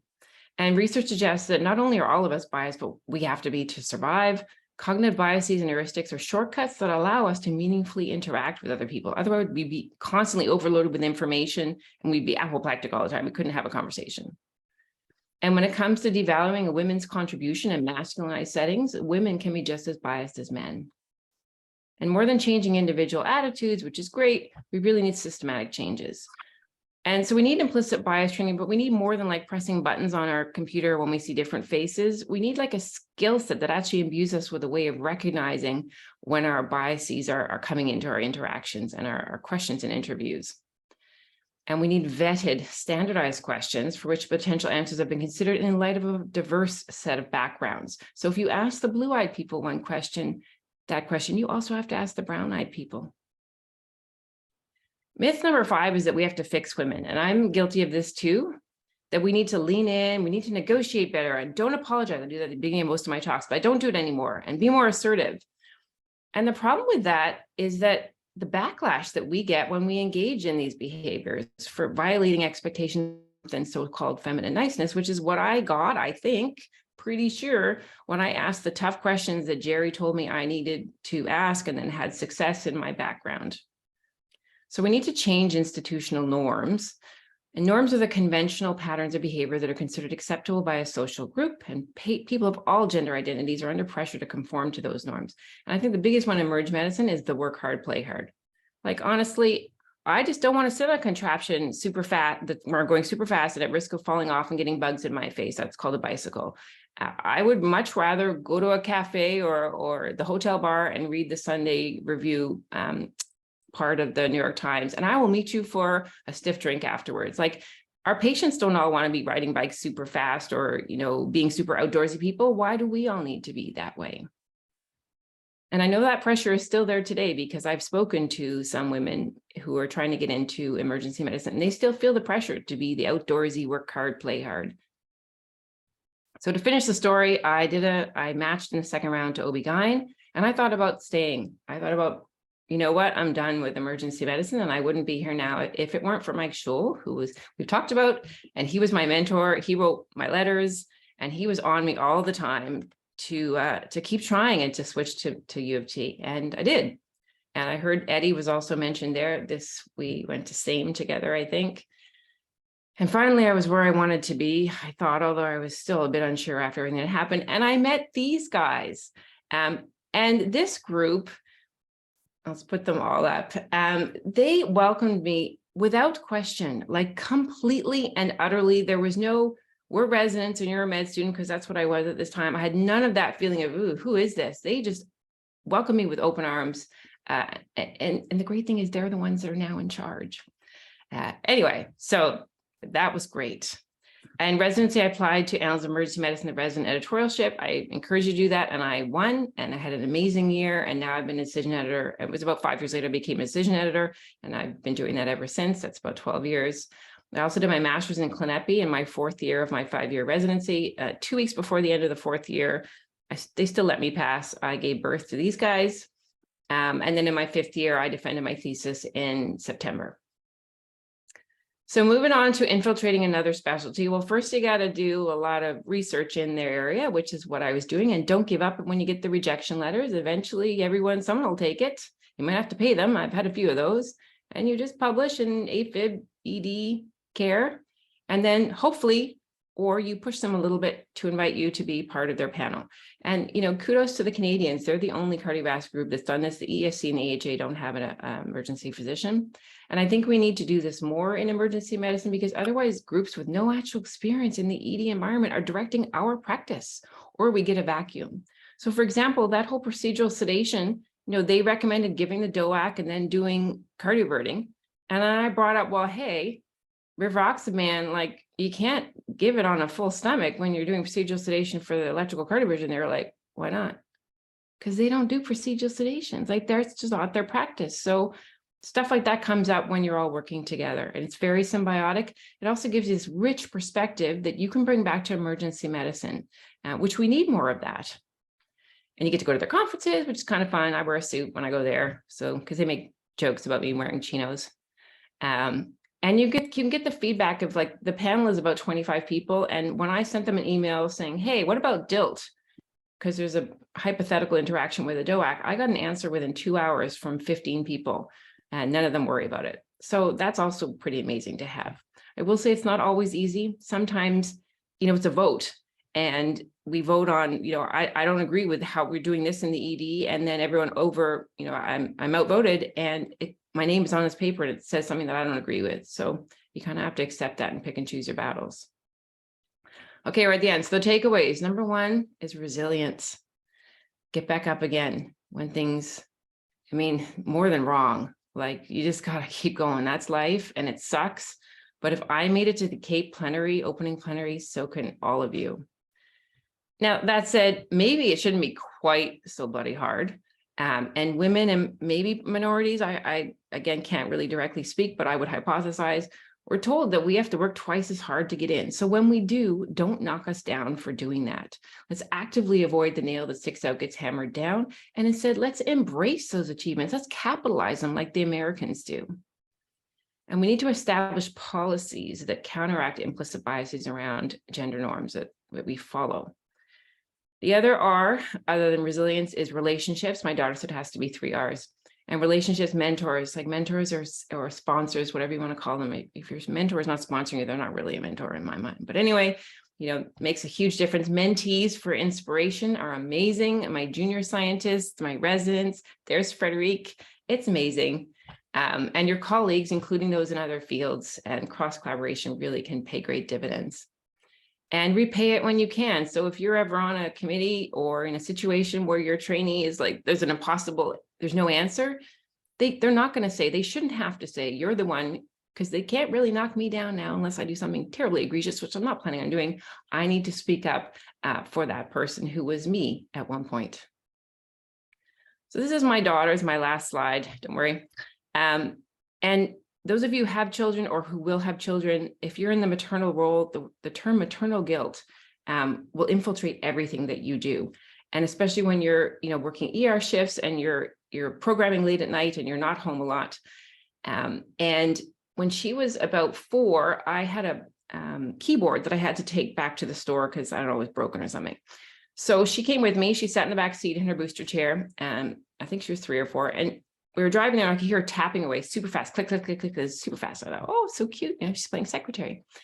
And then we pulled up to Staples, and I turned off the engine, and I looked back at her and I said, what you doing? And she said, oh, I'm writing a grant. She continued typing, and I was like, oh my God, I did something right.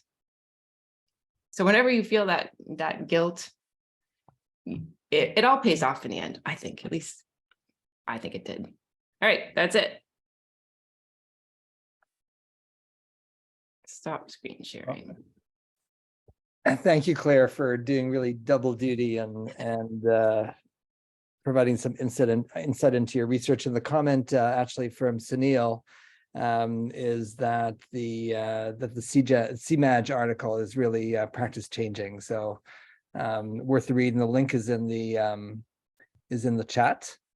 Cool. And also for a very personal view of your career.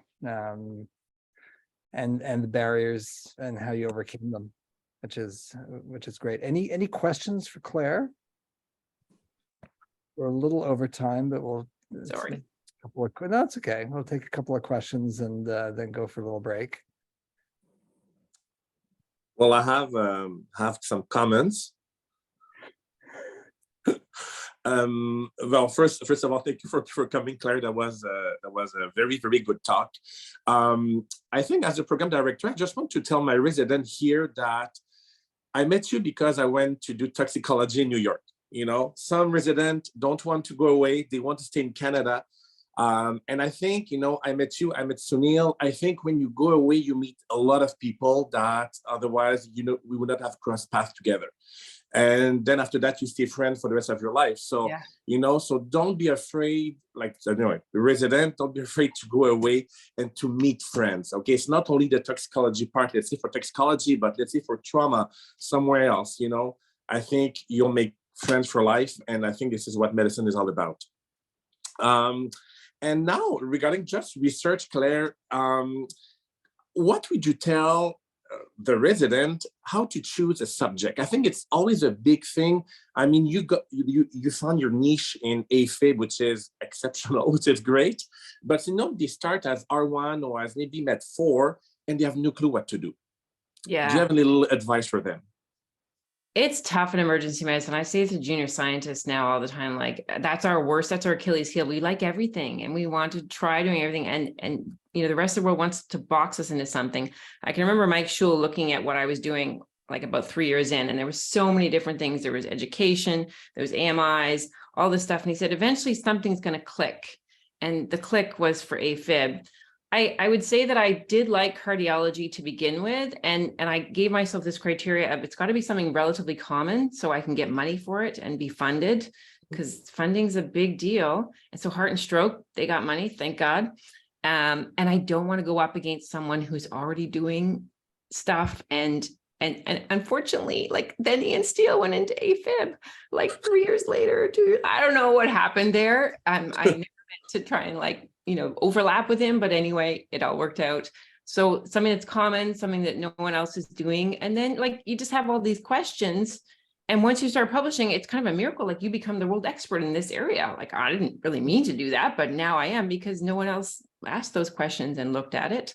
And I would say that there is definitely you have to like what you're doing. Like now I've done COVID for the last 2 years. God, I don't like infectious disease that much. I'm so glad to go back to cardiology.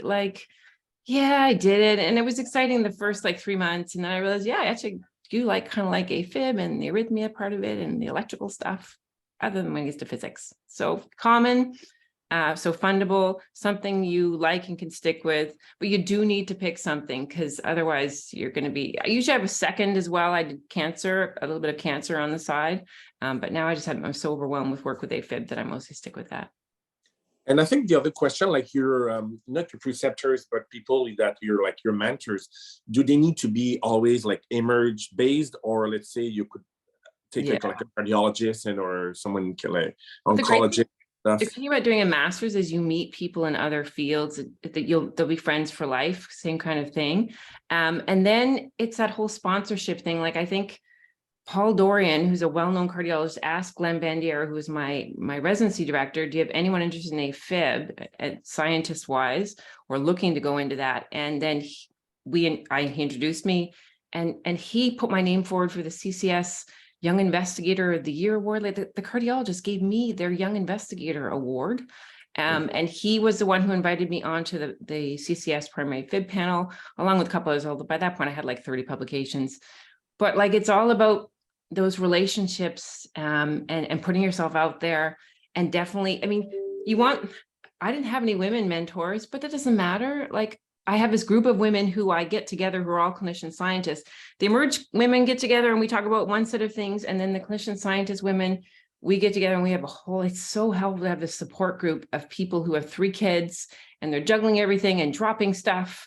And have suits that they can hand you down because their kid just went through grade 8 to support you. So you just build your own community of support. Whereas one group would be clinician scientists, one would be emerge, and whether they're male or female, you mix and match. And if you have good people with good intent who are willing to push you forward and put your name forward, then makes all the difference.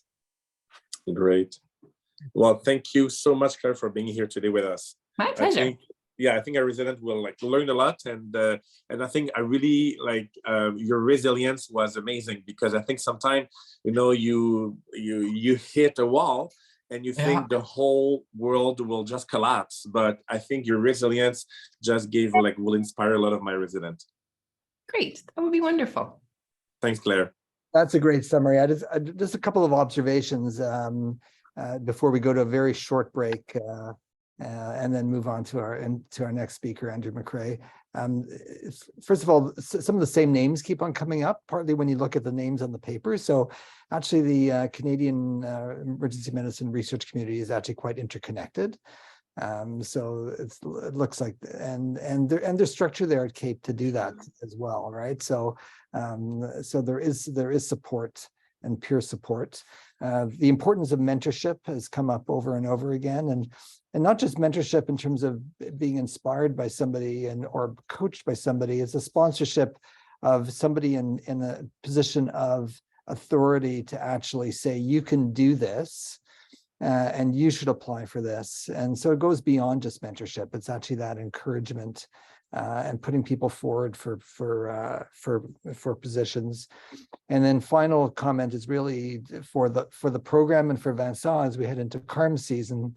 And we're looking at file review and resident applications in looking at our biases and how we welcome our interviewees into the CARMS process this season.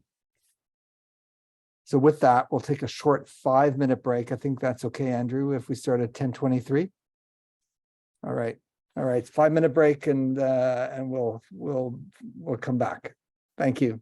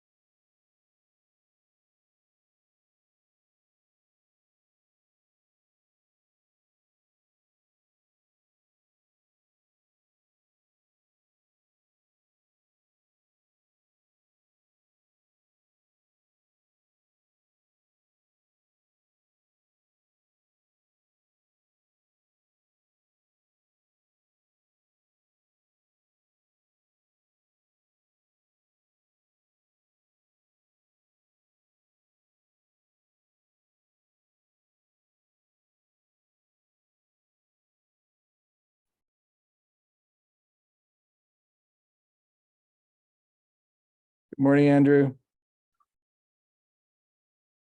Good morning. So we're going to get started again. Our next speaker is Dr. Andrew McRae from Calgary, where it's a little bit earlier in the morning. So thank you for joining us. Andrew is an emerge doc in Calgary and a researcher, editorial fellow at CMAG, and his area of interest is improving emergency cardiovascular care. Yeah, so thanks very much. I'm just gonna get some slides going here. Hang on a sec. So yeah, so thanks again for the introduction and for the invitation to talk with you today. The task I was given was to talk about chest pain and the value of thinking of research as a career option for you. Just let me see if I can get the proper screen up here.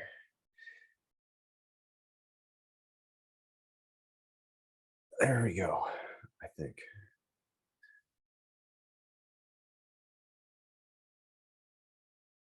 I'll try this again. So yeah, so Rob asked me to give a talk on my chest pain research and why I think having a non-academic or having an academic or non-clinical component to your career is important. And so if the thought of doing research as part of your career gives you chest pain, that's okay. Can everybody see the slides that I just put up?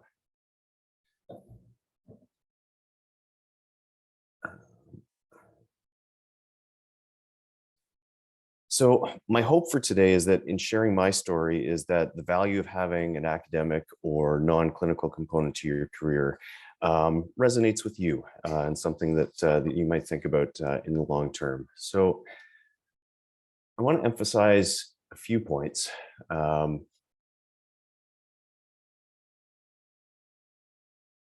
So we're going to talk about chest pain and geek out a bit about some aspects of evaluation of patients with chest pain.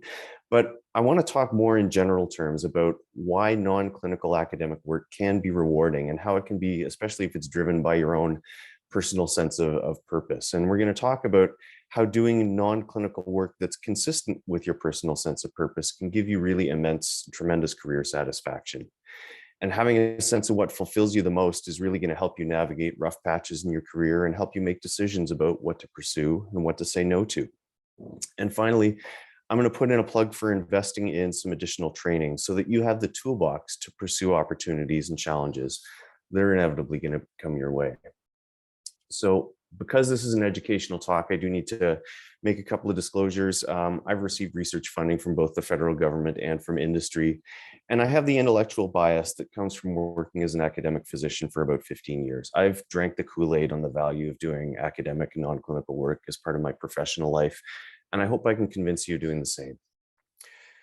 So I first want to share the fact that I didn't follow a linear career path, and 25-year-old me wasn't ever planning on doing cardiovascular emergency research. I started medical school in Halifax. I was in an MD PhD program, and I thought I wanted to be a transplant surgeon. I thought doing transplants was the coolest thing that you could possibly imagine. But a few things happened along the way, some good, some bad, including the discovery that I just didn't have the patience to stand still in the operating room for 6 or 8 hours at a time. And I discovered the awesome instant gratification that comes with fixing patients' problems in the emergency department. And that led to a change in career pathway.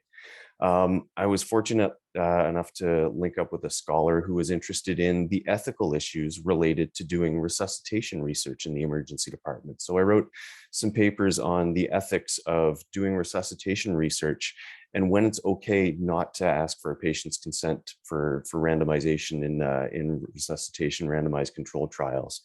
And I continued to work on this throughout my residency at Queen's, and I actually started another graduate degree. But the legal and regulatory landscape around resuscitation research changed so that it was unlikely that the work that I was doing in my thesis was going to have any substantial impact on policy. So my thesis supervisors hooked me up with a project looking at ethical challenges doing cluster randomized trials. And these are studies where instead of randomizing individual patients to different treatments, you actually randomize institutions like hospitals or hospital wards to implementing and evaluating new care pathways and new standards of care. And our obligations to those patients really hadn't been well thought out yet. So there was a lot of room for exploration in that field. And that grad program was through the epidemiology and biostatistics department. And even though a lot of the course material seemed really dry, I'll be honest, it really opened my eyes to how generating robust evidence is important for improving emergency care. And that training and the toolbox that I developed there is ultimately what led to my research and academic career. And it may seem like a bit of an incoherent career path, switching from one topic to another like that. But the reality is that what makes us good at emergency medicine, our comfort level with a broad scope of clinical practice and a broad scope of topics, means that we as emergency physicians are pretty good at embracing new challenges. So that seemingly incoherent career path ultimately makes sense because all of the experience in it fit with what I've come to realize is my personal sense of purpose. My reasons for doing research are just like an extension of the reasons that I do emergency medicine. I like fixing problems. Just like I find it satisfying to reduce a shoulder dislocation or cardiovert somebody out of AFib, it's really, really gratifying for me to use my skills to create evidence that can improve care on a broader scale. I find it really gratifying to help my colleagues provide better care by translating new evidence into practice. And that's why I teach, that's why I contributed to guidelines, that's why I work as a medical journal editor. And so getting to know our sense of personal purpose is really helpful as a signpost to guide us as we make decisions about our career paths, like what opportunities to pursue, which ones to pass on, because ultimately work that's consistent with our sense of purpose is how we are going to derive career satisfaction in the long term. So I'm going to talk a bit about chest pain research to illustrate how doing work that's consistent with our sense of purpose can be really gratifying in the long term. So about 10 years or so ago, the company that made our hospital's troponin assay just announced that they were going to phase out the conventional troponin assay we'd been using for a long time for a new high sensitivity troponin assay that was just available on the market. And there was very little evidence on how it should be interpreted and how it should be used in day-to-day practice. There was a great deal of fear, especially amongst our cardiology colleagues, that high sensitivity troponin was going to be a bad thing for our hospitals and for our patients. So to show you where this worry comes from, that high sensitivity troponins could be problematic in practice, we need to geek out a little bit on clinical biochemistry. So a decent portion of patients that we look after are going to have a small amount of detectable troponin in their blood in normal conditions. And as we experience myocardial ischemia, we see an exponential rise in troponin concentration. This is pretty common knowledge to pretty much everybody on the webinar right now.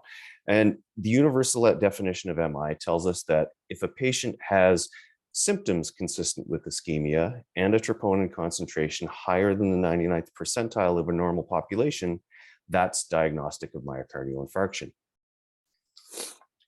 The conventional troponin assays that we were using at the time, 12 years or so ago or more, so the generation of tests prior to high sensitivity troponins, they could reliably detect troponin concentrations around or just above the 99th percentile. And because of this, they were awesome binary tests. If your patient had a troponin level that was detectable using a conventional troponin assay, so if their troponin was positive, they had myocardial injury, period, end of discussion, do not pass go, do not collect $200, your patient had an MI.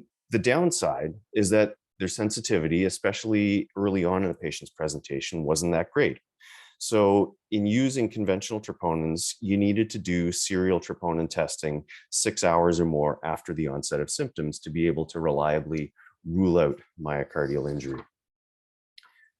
The worry with high sensitivity troponins is that now we'd have all of these patients with a detectable troponin concentration that we just couldn't see before.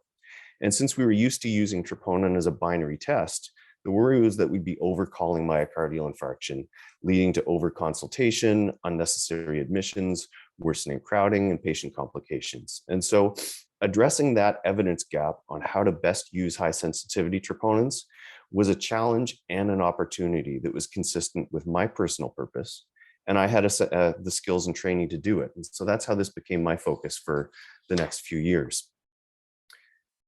So as we started using this high sensitivity troponin assay, we implemented a protocol that basically tried to imitate our previous practice pattern. Our clinical biochemist confirmed which high sensitivity troponin cutoffs roughly corresponded to our previous conventional troponin assay cutoffs. And we stuck with a 6-hour testing interval. And we observed that the much feared apocalypse didn't happen. There was no important worsening of any patient or operational outcomes. But there was still a whole lot of room for improvement. We weren't using these assays to their full potential to help us make clinical decisions faster. There was some evidence at the time emerging from Switzerland that if you used high sensitivity troponins differently from the old ones, so with different cutoff concentrations for ruling in or ruling out MI, and a really short serial testing interval looking for small clinically important changes, or what we've come to call a delta in the troponin, you could rule in or rule out MI a whole lot faster than you could before, and every bit as accurately. But it wasn't clear whether this actually worked in the real world because all of these studies had relatively small sample sizes. The troponin assays were all being run on the same machine in a single lab in a single hospital in Switzerland. So it wasn't clear if there would be more variation or in the assay and how well it performed and whether it might actually be less accurate in the real world. So it was really important to quantify the accuracy of these new troponin pathways in the wild. So that's what we did. We collected data from over 7,000 patients at 3 hospitals in Calgary. We were able to reproduce these findings that you could accurately rule in or rule out myocardial infarction for most patients in a 2-hour testing time span, including ruling out MI with a single troponin measurement for a decent proportion of patients. You'll notice in these last few slides, I'm quoting numbers for high sensitivity troponin T because that's what we use in Calgary. It's the same assay that you're using, I think, at the Jewish General Hospital. The high sensitivity troponin I assay you're using at MUHC and St. Mary's, it works just as well, but with different numbers. So doing this work and seeing it translated into practice has been tremendously gratifying. Clinical work and research work feed off one another because important clinical questions lead to important research questions. And addressing those research questions brings back new evidence that we can use to improve the quality of care that we provide. And from a personal perspective, this is a longer, more drawn out sense of gratification than what I get from doing things like reducing shoulder dislocations. Being asked to help Canadian hospitals develop the troponin testing protocols, seeing the work that we did translated into practice in hospitals across the country has been immensely satisfying. But in solving one problem, you can often see new problems that need addressing. So I'll tell you a bit about one of the next research challenges that we've tried to address, and that addressing a clinical decision and trying to address a clinical decision that often keeps us awake at night. So which patients who've had an MI ruled out in the emergency department need referral for either outpatient consultation or non-invasive testing. I'm just going to scroll through things out of order here a little bit. Get onto the right screen here. Excuse me, I'm on the wrong screen. Apologize for the technical issues here. I'm just going to work with stop screen sharing and try to start this again.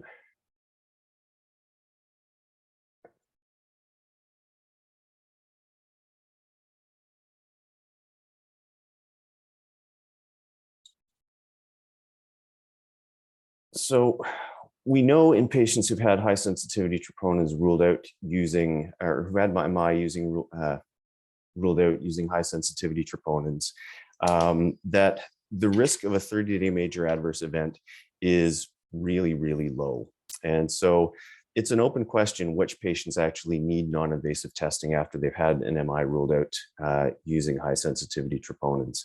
There's some pretty good evidence from Canada in the early 2000s that patients who go on to having follow-up with either a cardiologist or chest pain clinic may have better outcomes. So there's evidence that patients who see cardiologists after an ED discharge have better mortality. They have lower rates of emergency department revisits and lower rates of readmission. But in that data, there's probably a referral bias or selection bias, because if you look at the patients who actually went to see the cardiologist after their emergency department visit, they were the ones who were younger, healthier, had fewer cardiovascular comorbidities. And the ones who got no follow-up at all, or the ones who went to follow up with their family doctors, are the older patients and the ones who had more cardiovascular comorbidities. So that finding that patients did better in following up with cardiologists after an ED visit is probably a result of selection bias, and that more mortality in patients who didn't see a cardiologist is because the patients with more comorbidities didn't get the advantage of having that specialist consultation for optimizing their comorbidities.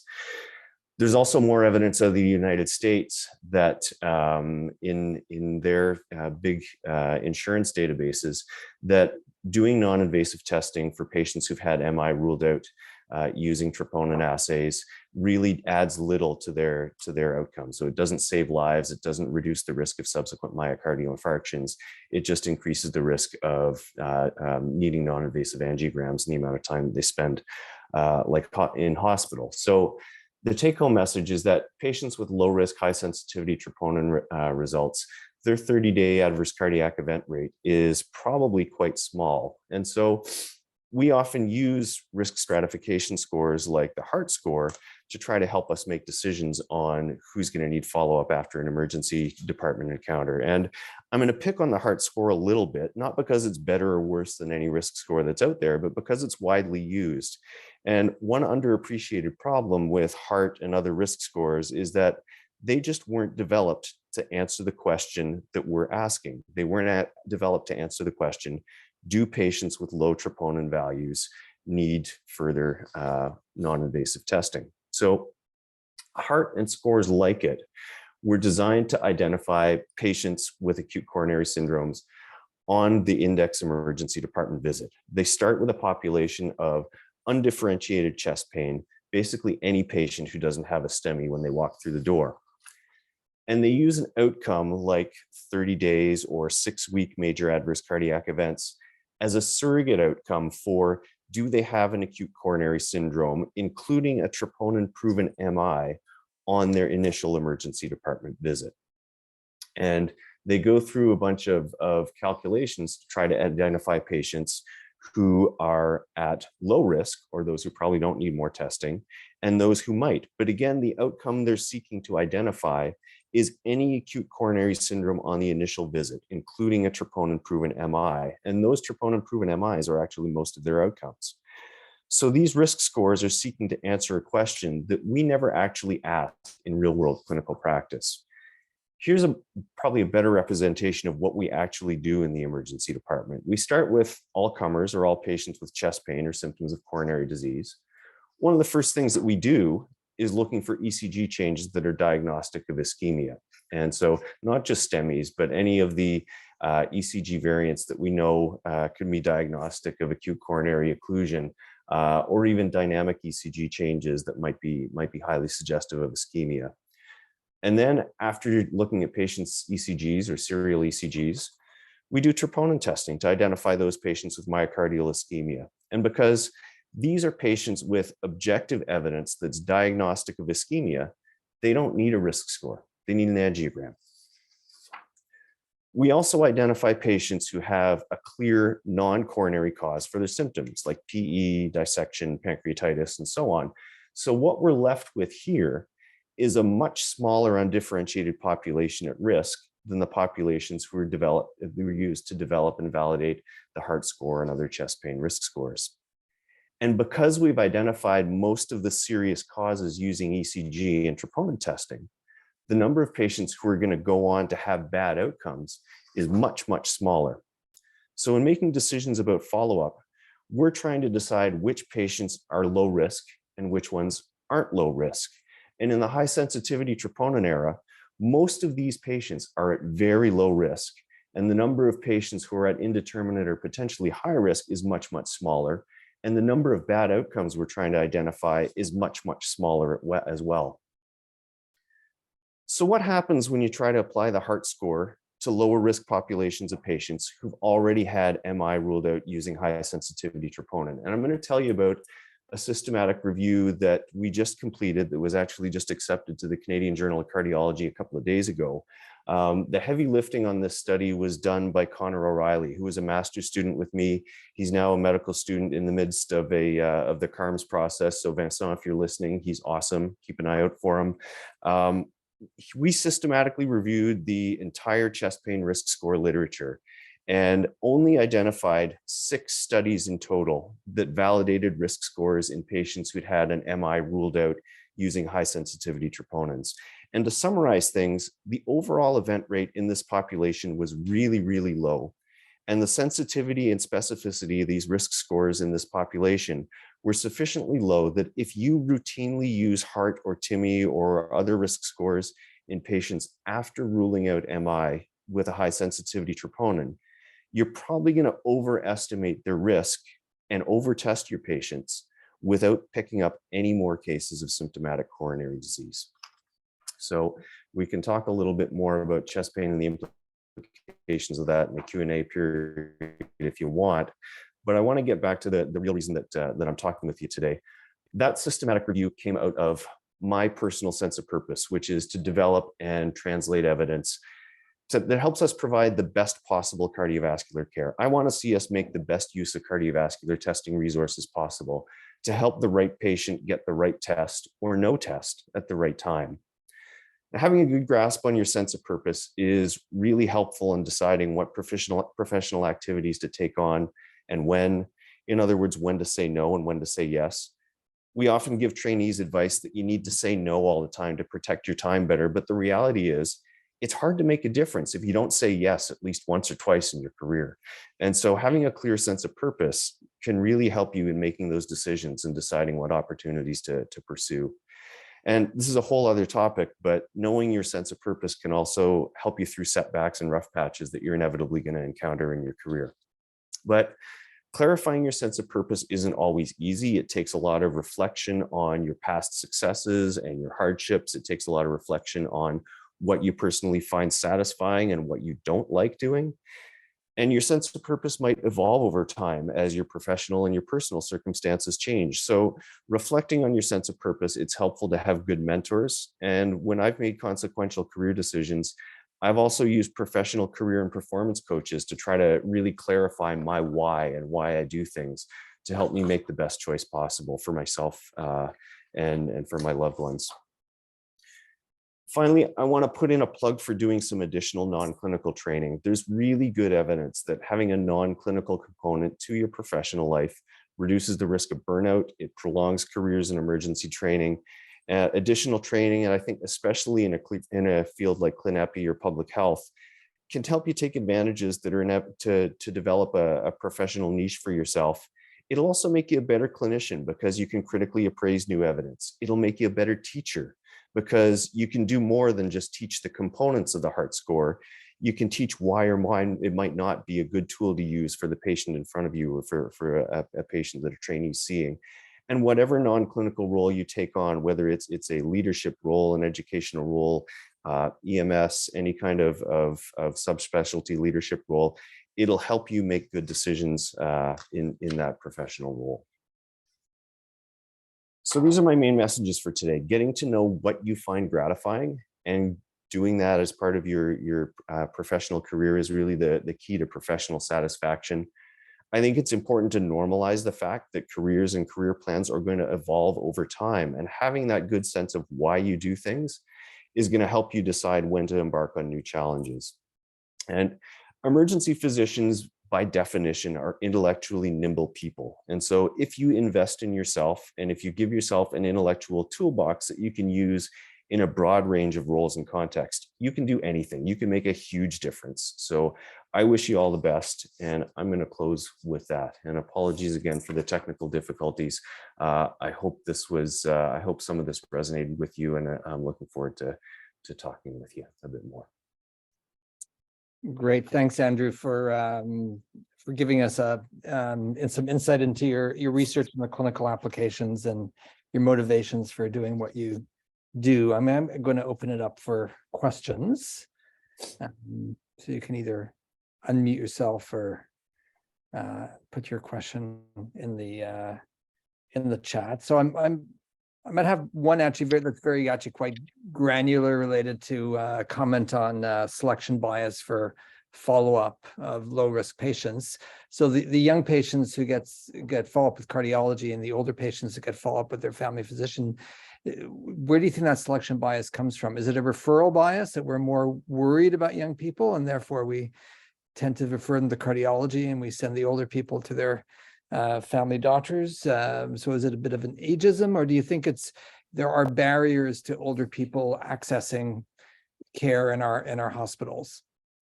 I think it's probably a combination of things. So I mean, we're all looking to identify the 40-year-old with a 90% LAD lesion, because that's really the thing that keeps us up at night. We don't want a young person to go home and have a VF arrest after an emergency department visit. There may also be, whether it's an ageism or comorbidityism, that if you're seeing a patient with known multivessel coronary disease, they already have a bit of heart failure and other cardiovascular comorbidities, you might not think that there's a whole lot of room for optimization. And it probably actually is the case that you can improve their lifespan and quality of life by having them follow up with either their primary cardiologist if they have one, or a cardiologist if they haven't been seeing one regularly. So I think there's probably a survival advantage if you are able to optimize a multimorbid person's comorbidities a bit better. So I think that's probably what contributes to the better survival that we see in over-referring young healthy people to cardiologists, and not giving the older comorbid crowd the advantage of potentially optimizing their life-limiting conditions. Because those outcomes, those worst mortality, they weren't necessarily short-term mortality. They were looking over a 1-year outcome or more. And so those are, those long-term outcomes are really the ones that you're going to, on a population level, be able to improve if you're able to optimize older multimorbid patients' comorbidities. As somebody who's passionate about cardiovascular research and improving cardiovascular care, how do you take your research and make that step to the knowledge translation so it actually gets implemented in clinical practice in Canada? Mm-hmm. So some of it's purposeful, some of it's not purposeful.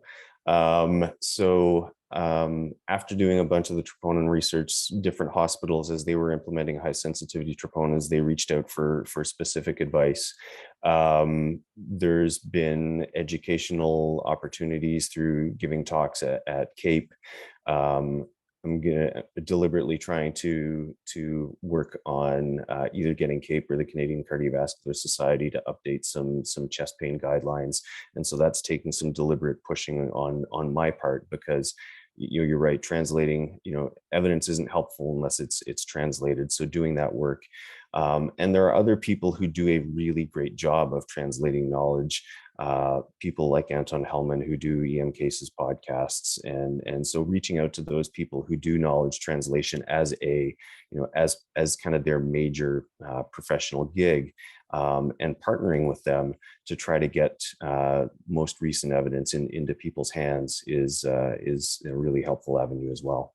So it's about partnerships with professional societies, with hospitals, and with people who have the ear of the audience. Yeah, so I think it brings up the concept again of the interconnectedness of emergency medicine research. It is, across Canada, and working together and not in silos. Are there any other questions for Andrew? Yeah, hi Andrew, it's Joel Turner here. I don't know if you can hear me. Yep. Hi. So I want to put you a little bit on the spot, because as one of the people at the Jewish General Hospital who is in charge of sort of harmonizing care, that low risk chest pain, we have about 40 physicians, all 40 different people will have a different threshold to consult cardiology in the emerge, consult cardiology as a rapid follow-up, or not consult cardiology and have them sent back to their family doctor. What is your opinion, or is there a group of patients who present with chest pain, have a non-specific EKG or a normal EKG and a negative high sensitivity trope, who, if any, should be seen by cardiology in the emergency department if you've ruled out with 2 high sensitivity tropes and your EKG is normal? Is there anybody that should stay? I pick up the phone if the patient has a story that worries me, and that really, in acute coronary syndromes, as much as we place value on high sensitivity troponins, because they can pick up subtle myocardial injury. History is still 95% or more of the evaluation of chest pain. And so focusing on patients who do have, kind of the classical history of chest pain, but also paying important attention to patients. We're increasingly recognize, especially in women or older or multimorbid patients, the importance of less typical symptoms like acute severe fatigue or dyspnea or nausea. But recognizing that 75% of those patients will also have chest pain, it just won't be the most predominant symptom. So eliciting a story of chest pain that and other symptoms that are worrisome, and timing of those symptoms that's consistent with symptomatic coronary disease. So is this consistent with either a crescendo angina or exertional type symptoms?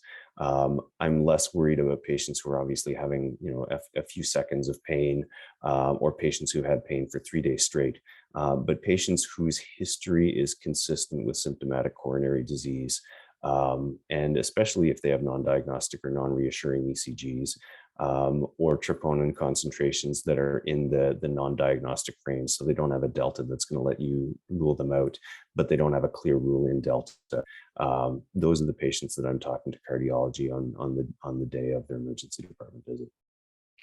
Okay, so do you, because we are also using part of that in terms of the heart pathway, not the heart score, but the heart pathway, because the heart pathway does take into consideration age, risk factors. Because when you were mentioning the likelihood of major adverse cardiac event as being low, is low 1% or is low 4%? We want to sort of get a better idea as who can be set out with rapid follow-up versus who is going to take up a bed in the emergency room when we're already overcrowded. Yeah. So patients with low high sensitivity troponin concentrations, and by that I mean the undetectable at 3 hours, or the ones who are in your clear rule out after 2 serial troponins. Those patients, if they're young and healthy, and if they have a non-ischemic ECG, their risk is probably 1% or less. And I generally don't refer those patients for follow-up at all. But on the other side of the coin, so the heart pathway, which is it structures it actually puts a structure to, or a kind of a sequential decision-making pathway, as opposed to an all or none. Does this person have an ACS, yes or no? Which makes a bit more sense. Those patients who have high heart scores, and especially patients who have known coronary disease, they're a completely different population. And so those are patients that are probably worth talking with cardiologists about, because the natural history of coronary disease, it gets worse. So they could have an in-stent restenosis, or they could have progression of their previously diagnosed moderate coronary disease is now severe. So I think those patients, especially with known existing coronary disease, or with significant comorbidities and a potentially worrisome story, might be worth having at least a conversation with cardiology. They may send the patient home, but it's a reasonable thing to talk to them about. Perfect. Thank you. Great question, Joel. And Joel's our associate chair of clinical practice for our academic department. And thank you, Andrew, for your talk and insights. And we're going to try to keep our program on schedule with our next speaker, who is Kathy Budis. Thanks again for the invitation. Thank you, Andrew. Kathy is a staff physician in the emergency department at the Hospital for Sick Children, or Sick Kids, in Toronto, a senior associate scientist in the Child Health Evaluative Sciences program at Sick Kids Research Institute, and a professor of pediatrics with the University of Toronto. She's internationally recognized as a thought leader in pediatric emergency medicine, and her research on MSK injuries in children has really changed the way we practice. And it's my pleasure that Kathy has agreed to speak to us today about pediatric MSK and her career in research. So thank you so much for the kind introduction, and I'm truly honored to share the stage with so many prolific and outstanding emergency medicine researchers. The truth is that we are still a relatively rare bird amongst academic offshoots or even clinical offshoots when people choose what to do within emergency medicine. So what I'm hoping to do today is share with you a little bit, a talk I call 2 Decades of Choosing Wisely, which will incorporate a little bit about the why, how, and what of navigating a scientific career. And I'll try and minimize any duplication of what you've heard already, and how I ended up choosing wisely to develop a research career, and as sort of a side objective to see if you can also learn a little bit about applying evidence-based strategies to the diagnosis and management of pediatric fractures. So mostly just to emphasize what people have already said, that when you choose something that is going to be taking a lot of time from your other priorities, knowing why you're doing it is very important. And for me, taking time away from any personal or other clinical priorities had to be a very impactful reason. And much like you already heard from Andrew, that he does his research for the very same reasons he does his clinical medicine, I will echo that and saying that I do research because my main goal is to try and make a difference. And I will refer to you, Simon Sinek's talk on how great leaders inspire action. And it really is trying to encourage people to think about why they do what they do, which has a whole bunch of benefits. And look, teaching, administration, it all has a huge potential to make a difference. One of the things I love about research is that I do see it as having amongst the highest potential to make a sustained difference in medicine. And if you're lucky, it'll outlive you. So if it's impactful and high enough quality, it will go on and be cited well into the future, well beyond the time that you are actually making a difference in real time. And here are just a few examples of papers which, although some of them were derived over 20 years ago, continue to make a difference in how we practice the emergency care of kids. So how? Now, I heard a lot of people asking questions about the how, and I hope to try and unpack that a little bit more in this talk. But one of the main things is, for sure, in research, get used to delayed gratification. So just to give you some idea, this is a paper that was published looking at early career academic productivity among emergency physicians that have what in the US calls R01 grant funding. So it's sort of an early career award that's very competitive, difficult to get. And they came up with a few themes, a few themes about what worked and, well, they didn't really talk about what didn't work, but what worked. Important thing, so this is based on a sample size of 18 ED physicians over an 11-year period. And what they found, similar to what you heard already, is that 95% of people had an advanced research degree. So not necessarily a PhD, but a master's degree or some advanced research training. That in order to be successful as a careerist in research, now this isn't necessarily, talking about doing the occasional research project, but as a careerist, they had to have at least 50% protected time. This number, by the way, was repeated on a broader look at what made pediatricians successful at researchers in the University of Toronto network, and the same number came up. So protected time, at least 50%. The institution that you work at, you'll do a whole lot better if there is the infrastructure to support you in your journey. And you've already heard a lot about mentorship and sponsorship, so I'm not going to talk too much about that. But then there are some unpublished important other factors. So you've already heard it's so important to be adaptable. I see this feature not as a career in research key thing, but a career in anything. If you sort of look at musicians that have been around for 20 or 30 years, well, they've adapted. They've adapted to the time, current trends. The same is true within a career of research. You've got to love and get good at the process of creative writing. It really is potentially, it took me about 10 years to give you some idea before I started to feel confident about writing a manuscript that didn't need the oversight of who'd been a longtime mentor of mine. And accept the vulnerability that the work may not be successful. And I think that's an understatement, which I'm going to talk about, because most of the time your work, in fact, will not be successful. And the other key thing is that you have to have a supportive home environment. And unless you don't have a home environment other than yourself, but if you do, there has to be a supportive home environment to understand why some of this academic work creeps into evenings and weekends in a way that's actually really difficult for someone to understand who's also not in the field. And that home environment has to be supportive, I think, at the sort of top of it, like from your partner, which then translates to a culture that your kids learn to accept and understand as well. Another important piece is, of course, your collaborators. I always tell people the story that when I first started with me as the lead in projects, it all went fine, in the sense that the project started, it finished, it got published. Where I really struggled was in the other way around, where I was a collaborator. I found that a lot of projects actually didn't finish, and I actually started to wonder if I ever would find a team where, the work from another person leading it would ever be successful. I thought it was me.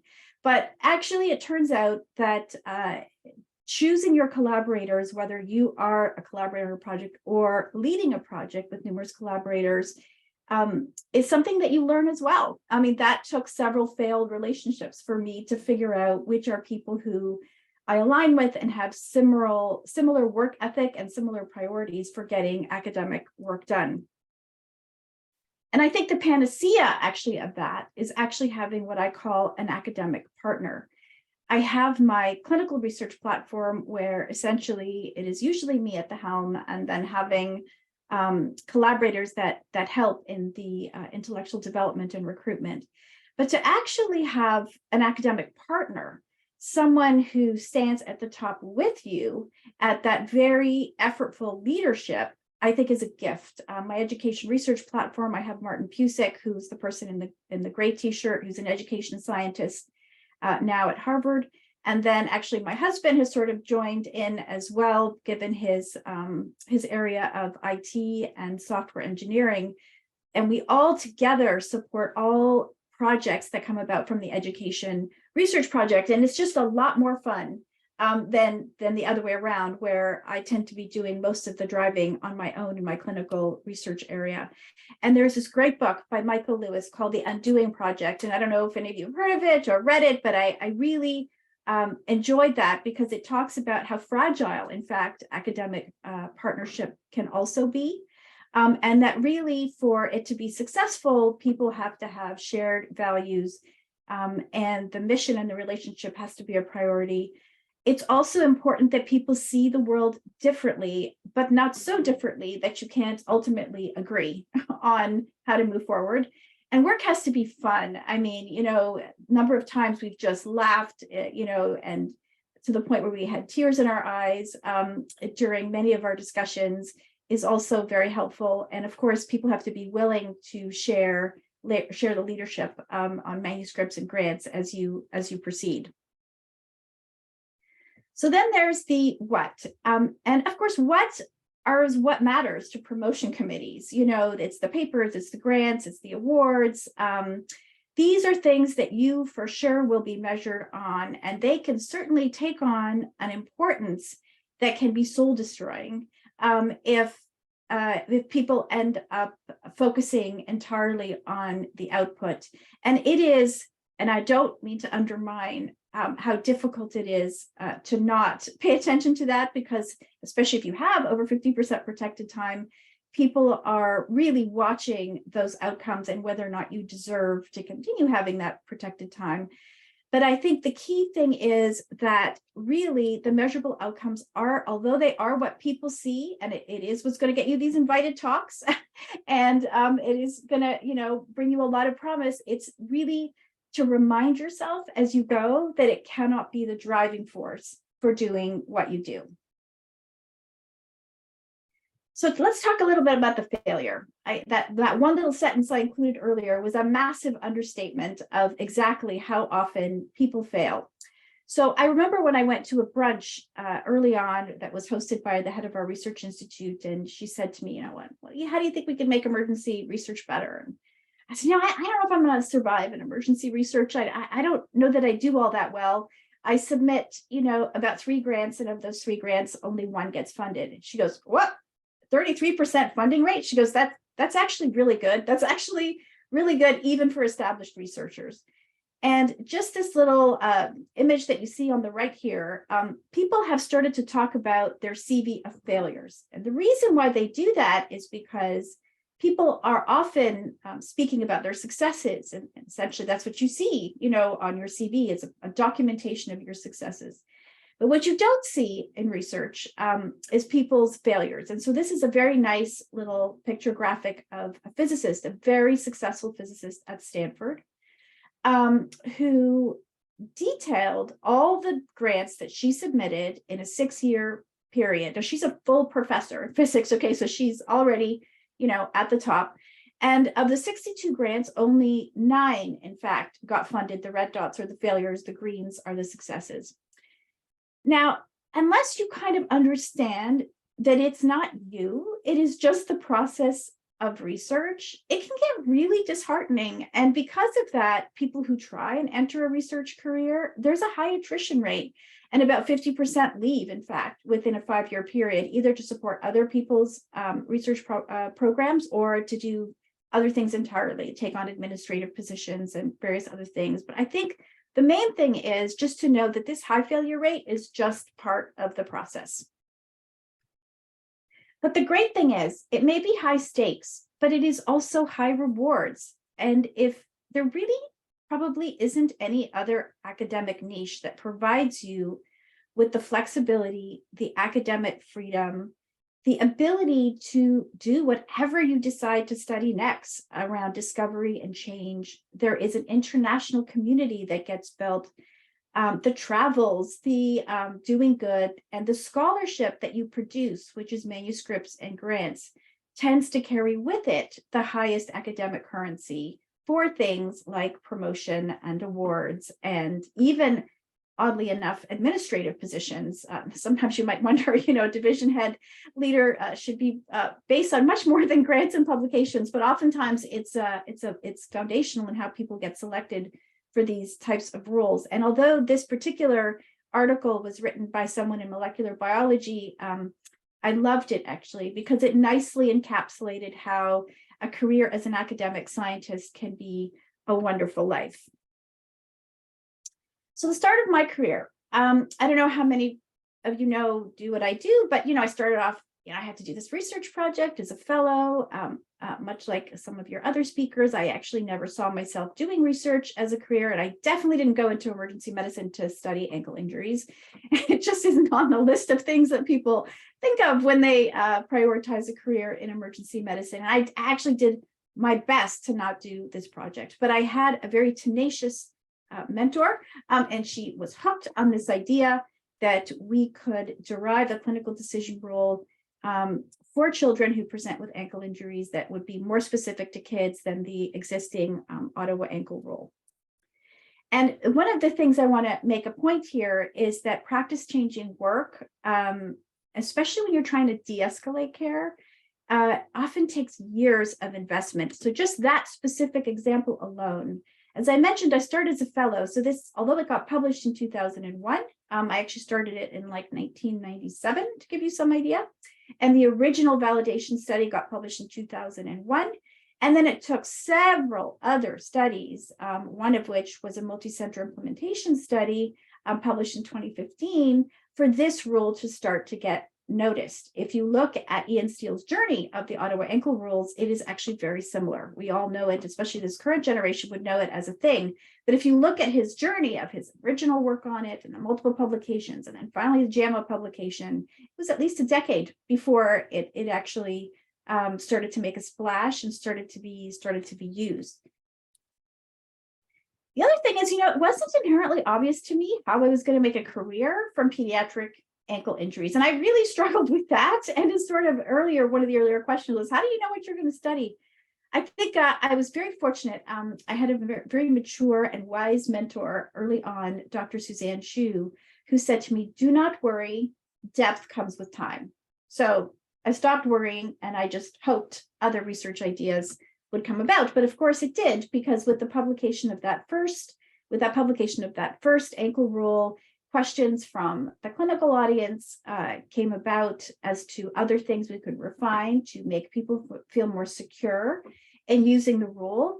And I started looking into the management of what is more briefly coined as low risk fractures. And those, would include here your rule out Salter 1s, the Salter 2s of the distal fibula, avulsion fractures of the distal fibula, buccal fractures, green stick, some minimally displaced transverse, and then toddler's fractures.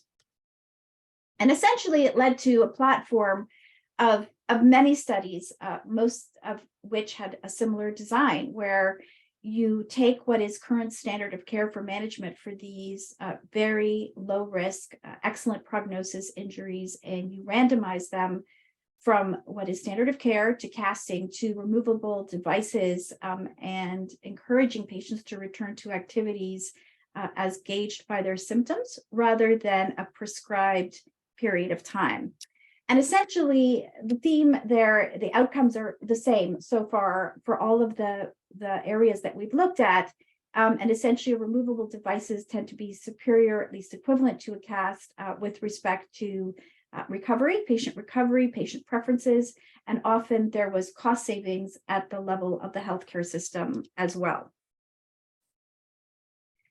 The other thing that surprised me was that, you're do so much work in preparing your presentations, and you're prepared for all the questions that somebody might ask. But of course, there's questions that sometimes surprise you, and I love those questions. So I encourage people that when you're giving talks at a conference, leave that 10 minutes at the end, because questions at conferences have often led to my next research project.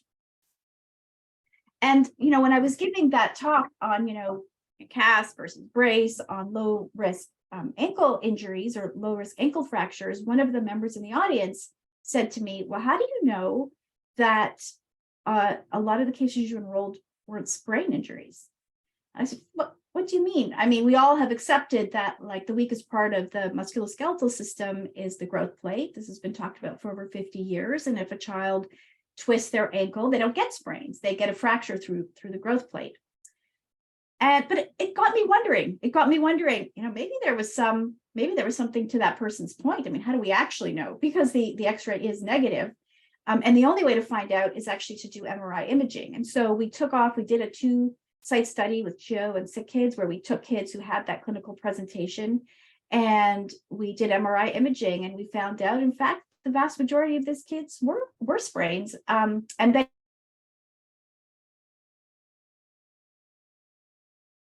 the kids, about 3%, very minor, like partial, and all of those kids also had sprains. And in fact, the predominant injury, irrespective of whatever the MRI said, these kids all did fine in the management that we proposed, which is the removable brace and return to activities as guided by patient symptoms. But that came from a question asked by someone at a conference. The other piece, if you plan it right and you have inquisitive, engaged collaborators, they might see the next step in your research before you do. So as we started to say, oh, none of these fractures matter, let's just send them all to family doctors, without doing any knowledge translation for the family doctors, so which we're not used to managing any of these injuries in follow-up. And like one of my collaborators, Andrew Howard, said, how do we know what happens once we sent them to the family doctors? How do we know they don't get sent back to ERs? Or how do we know they don't get sent to a local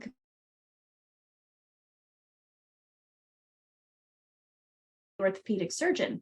Find out what happened when we sent these minor injuries to family doctors. And thankfully, we actually found a very high success rate at that level. And there was occasional bounces, but largely it was because primary care physicians were unsure, and not because of what to do, not because there was any problems. And then as a follow-up to that study, said, well, wait a minute, not a whole lot happens at that family doctor's office, as it turns out.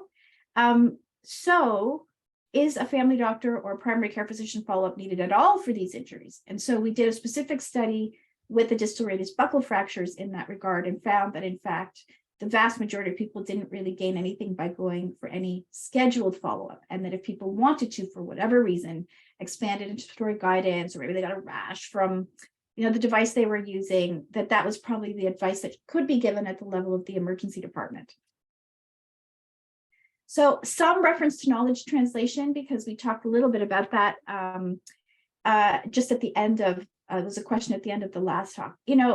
I always talk about how it took me 15 years to derive the evidence around minor extremity injuries in kids. And I think it's going to take me 15 years or more to make sure that it gets used at the bedside. It can be just as effortful. So keep at it.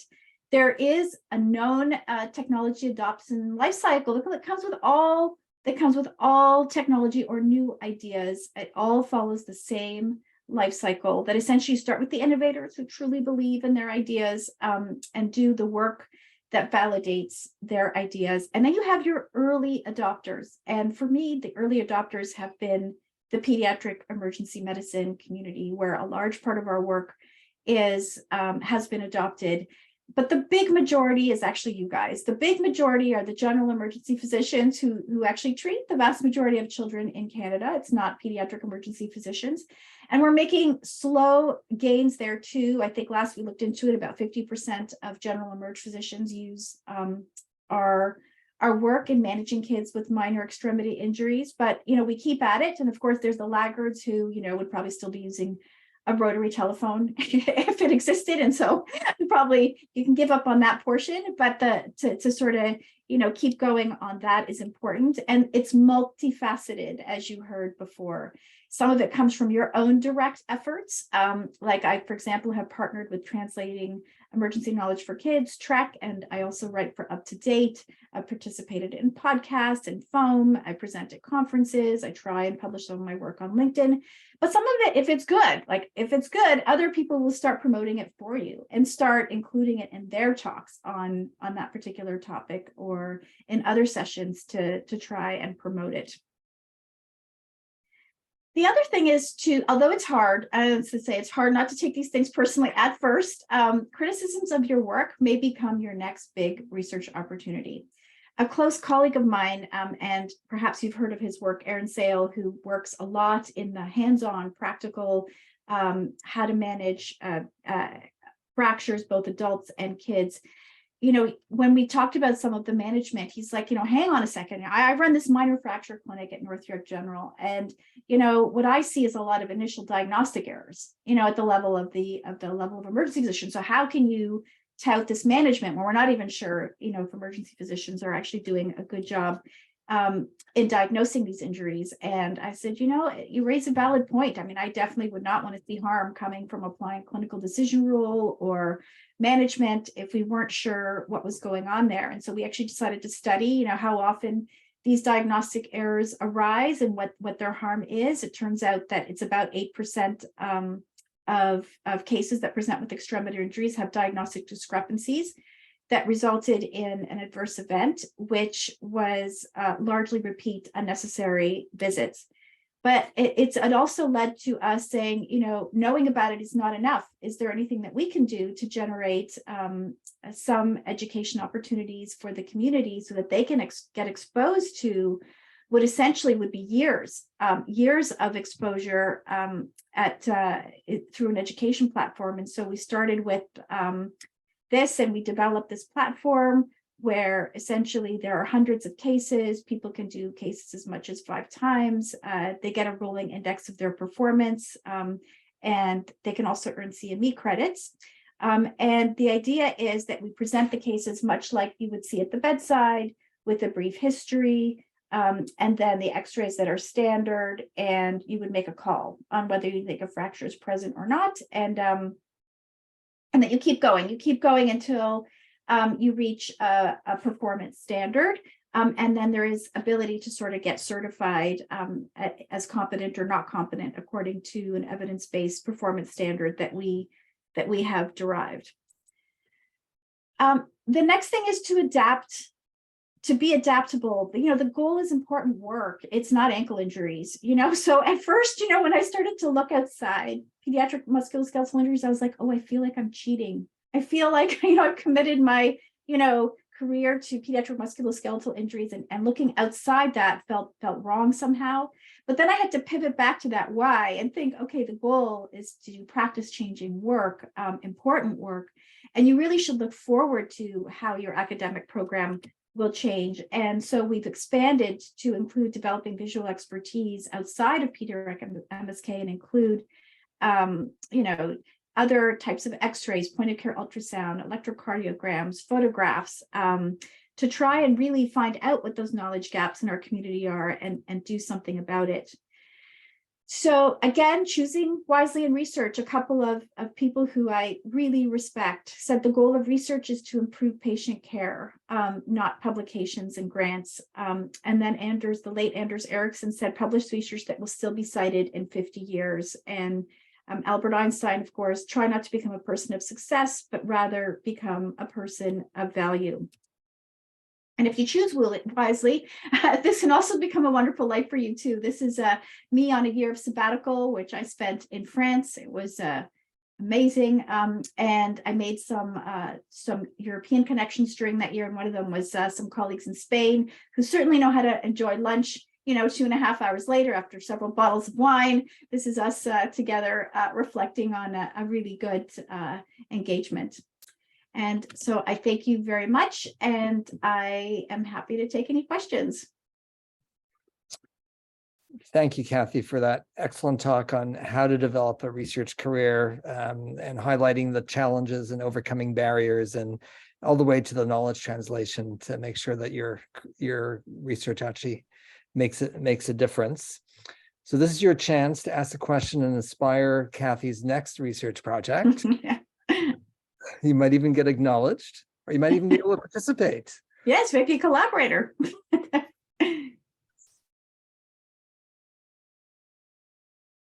So as you think of your questions, I just a couple of comments. I think one thing that struck me again is the happenstance. You have to start somewhere, and you have to take that first step, and you have to take advantage of opportunities. I think that follows a little bit of Vincent's comment. Take advantage of the opportunities that come your way, and get out of your comfort zone and try something new, and go away and meet new people and meet new collaborators. And you really don't know where life will take you, and just stepping through that door will open up new opportunities and new ideas. I'm going to echo that. I'm going to say that the other important thing is, I decided at the beginning, okay, I don't love ankle injuries, but I really love Suzanne Shu. And I thought it was an opportunity to work with an outstanding mentor. I to this day say that if I had started my research career, even with a more interesting topic to me, with, I would say, a less capable mentor, 100% I would not be doing research right now. It was so pivotal, that experience with her. So I see someone, iPhone, Valerie has a hand up. Valerie, do you want to unmute yourself and make your comment?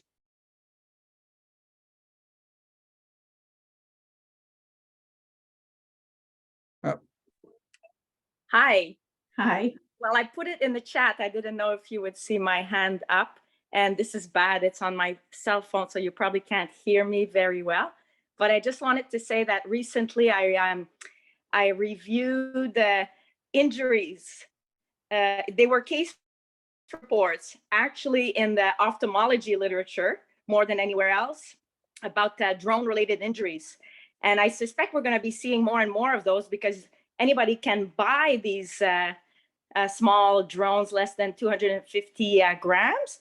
And there's no requirement for kids to have a specific training. So anyway, I'm just thinking, you like MSK injuries. I don't think you're necessarily going to fracture yourself, but maybe you want to add another section in your domain of studying.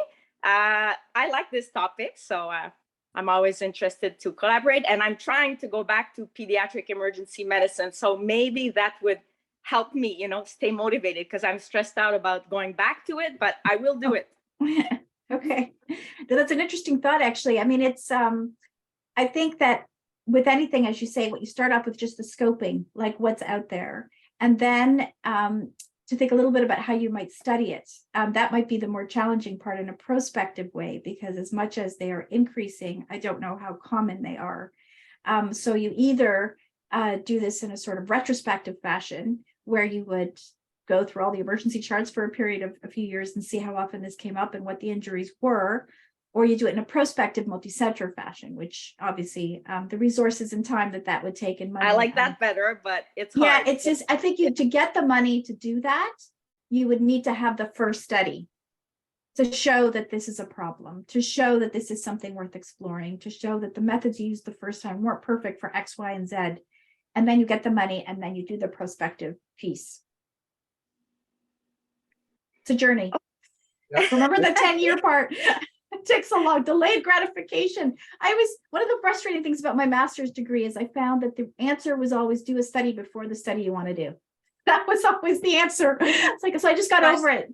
But I think it was true. But I think that the interesting part with this topic, aside that it's maybe new and capture interest and maybe fairly easy to get funding for, I would assume. But the thing I could see with that is it potentially implication for changing regulations eventually, because right now there's no mandatory regulation to wear goggles when you fly a drone. And I don't know, maybe I'm wrong and maybe nothing will happen and it's fine and it's not a big deal. But I'm wondering if certain types of drone or certain type of whatever age groups should wear goggles, just like we wear a helmet for cycling. So I'm just bringing this up as an interested person for research and stuff like that. But yeah, Valerie, I was going to say that if you are truly interested, there is someone at my institution, Dan Rosenfield, who does a lot of work in injury prevention. So, and he really, his niche so far has been really capturing, doing really well done retrospective chart reviews. And then does try and make it a policy level change. So if you're interested, Valerie, email me after and I'm happy to connect you. Thank you so much. That's my great. pleasure. And thanks for the talk. My pleasure. Okay. Great example of collaboration at work. And of course, Valerie is our drone expert. She's done research on delivering emergency care using drones for defibrillators and to remote access. So, and Rob, we have also by the way, thank you very much, Kathy, for your talk. It was very interesting. We have a question from Greg Clark, who cannot raise his hand apparently. I don't know if he's on his phone or his iPad, but he have a question for you. Greg, you're there? Hi. I don't know how to raise. Zoom failed to install updates, and now I have no ability to talk. So at least I have Vincent's text. So a bit of a loaded question, but thank you for your talk. The question I have for you is regarding mentorship. And you may not have an answer for this, but you feel that when it comes to mentors for research, you should be assigned mentors or you should be seek out mentors? Yeah, I think seek out. I think it's like assigning your husband or wife. You know what I mean? Like, I think it's you know, I've gone through both in the sense that I have been assigned a mentee and I have had mentees find me. You know, there wasn't that many mentors that I could choose from when I started. So that's probably not a good way, not an informative thing. And I will say that the ones that were assigned to me often were not good matches. They had different priorities. They had different values. They had, so it didn't really go very far. So oftentimes the ones who sought out different mentors and landed with me were much more fruitful in terms of their impact in the short and long term. So assigning mentors, perhaps a good place to start, but I wouldn't say it's been the most successful strategy for what I've seen come through in my career. Great. I agree with that also. I think when we get, especially with young researchers, they'll come to an academic institution, they'll be assigned a mentor and you feel that almost obligated to stick with them when they may not have the same values or principles as the mentee. So I think that's something for the residents to pick up. So don't feel afraid about searching out mentors. And it doesn't even have to be in emergency medicine. Unfortunately, at McGill, we don't have a lot of emergency medicine research mentors, but at McGill, we have a crap ton of mentors. So there's lots of opportunity. And the field of emergency medicine is showing that we can seek mentors at other institutions with entities like NICER and the different collaborations we have. So Thank you for your answer. No, my pleasure. Great, thanks, Greg. Great question. I think with that, we'll thank Kathy for her participation and move on to our last speaker for the morning. Our next and last but not least speaker is Jennifer Hume. Jennifer did her CCFEM residency at McGill, and like all talented grads, and a decade ago left and joined UHN in Toronto. That's horrible to say. But it is true. We don't all leave. It's been great to be reconnected with McGill for the last couple of years by Zoom. I actually think it's been really nice to have this exchange for academic days and to see familiar faces. So it's great to be here. I'm going to present a really different topic than Kathy. I was thinking about how jarring this transition might be, but it's okay. And so I'm going to first, I'm coming as sort of with two hats on. So I'm an emergency physician and addictions physician at UHN in Toronto. And I have one hat as sort of the health equity lead in the emergency department. And I'm also the incoming director of the Global Health Emergency Medicine Group. And so, in those hats, I'm going to sort of describe one of our many projects on the go, which is looking at peer support workers in the emergency department and looking at what we can learn from this collaboration to help improve healthcare of people experiencing homelessness. And as part of that, there we go. I'm just gonna lower this so I can see. Okay, perfect. As part of that, I'm also going to review my career trajectory to date. So you can understand why I'm so obsessed with peers and community health workers and working with people with lived experience based mostly on my experience working in low income settings. And really with the idea that we can turn the world upside down, right? Like that there's a lot to learn about health systems and community health in lower income settings that are really effective at helping us care for marginalized populations in our own backyard. As a bit of background to what motivated the introduction of the peer support workers in our emergency department and what motivated this talk, we were invited to give this talk after the CAPE position statement came out to improve emergency care for people experiencing homelessness. And the statement really, invites us to treat homelessness as an emergency. I think we're all feeling this right now. The statement recognizes that people who are homeless are at much higher risk of acute illness and death. And I just wanted to sort of buttress that with some data. And this is specific to those who use alcohol, but we conducted a retrospective cohort study using the ICES database. Sorry, it's not called ICES anymore. ICES database or administrative databases for Ontario, which showed extremely high rates of mortality for people who use alcohol, who frequent the emergency department. So if you have come to the emergency room 2 or more times in a year, in 1 year, 1 in 20 people are going to be dead. And if you come to the emergency room more than 5 times in 1 year for alcohol related reasons, 1 in 5 are dead, or 1 in 10 are dead rather. So this is like, these are really shocking statistics. And then this really helps us sort of reframe the emergency room visit as an opportunity for intervention for opioid overdoses, for alcohol use, and for complications of homelessness. Going back to the CAPE position statement, it really encourages us as ED providers to adopt a trauma-informed approach for all care, and peer support, which you'll understand at the end of the talk, is really a structural intervention to help deliver that care to people experiencing homelessness. So who are these peers? We're so lucky to work with an excellent community-based organization that has experience training and supporting peer support workers. They are people who have some experience with mental health issues, substance use disorders, or we're living on the street, or we're homeless at some point. What's really special about peer support is that they come, and the link between peers and some of the work that I've done with community health workers in low income settings is, they come from similar backgrounds to the people that they're trying to help, right? so they can build better rapport with patients. There's less of a hierarchy.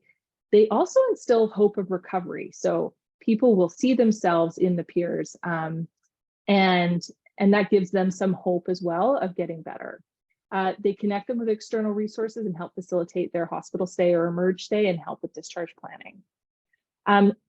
This is a picture of two of the peers who are just awesome. Kate Heyman, emergency physician who I work with very closely in the emerge department, and one of our social workers.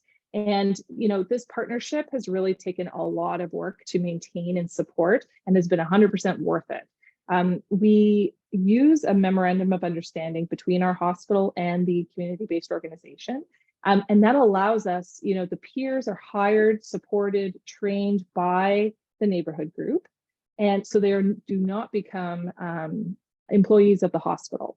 And this has had all sorts of advantages in terms of being able to provide like an exquisite amount of support to them, including emotional support for what is a very harrowing environment, as you all know. But it does mean that we have to provide functional support within the emerge from our nurse managers and our social workers in order for them to know what's up and to have a go-to person who's physically in the emerge. And then as a leadership team, we've been meeting every 2 weeks for like the last 2 years to really iron out the kinks, especially around role clarification, because especially at the beginning, they were being sort of treated like personal support workers, or they would see the needs of our geriatric patients in the emerge and they wanted to go to them and help them. And so it was really a question of helping everyone understand their roles at the morning huddles, and often with them telling their personal stories so that the nurses and other allied health could understand where they're coming from and understand what they could offer to our patients while they were in the emerge. So what are we doing research-wise? What do we still need to know about peers? In terms of existing research, we know that they reduce ED visits, frequency of hospitalization, length of stay, and 30-day readmission rates. But as we all know, small studies aren't enough to move policy and to fund programs. So we have a number of different questions. We've been able to sort of ask the first 4, and a lot of this work is still in progress, but we're asking, what are the operational questions? Who are people seeing? What services do they offer? And we'll go over some of those results.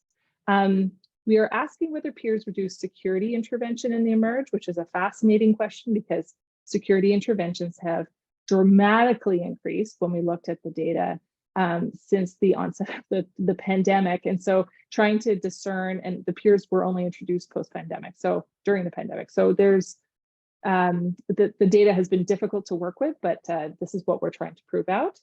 And then we've asked the question, do peers improve the satisfaction of us, right, as the ED team, which is pretty important?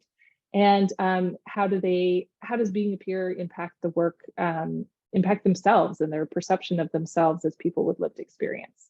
And then we have all sorts of pending research questions that we want to work at.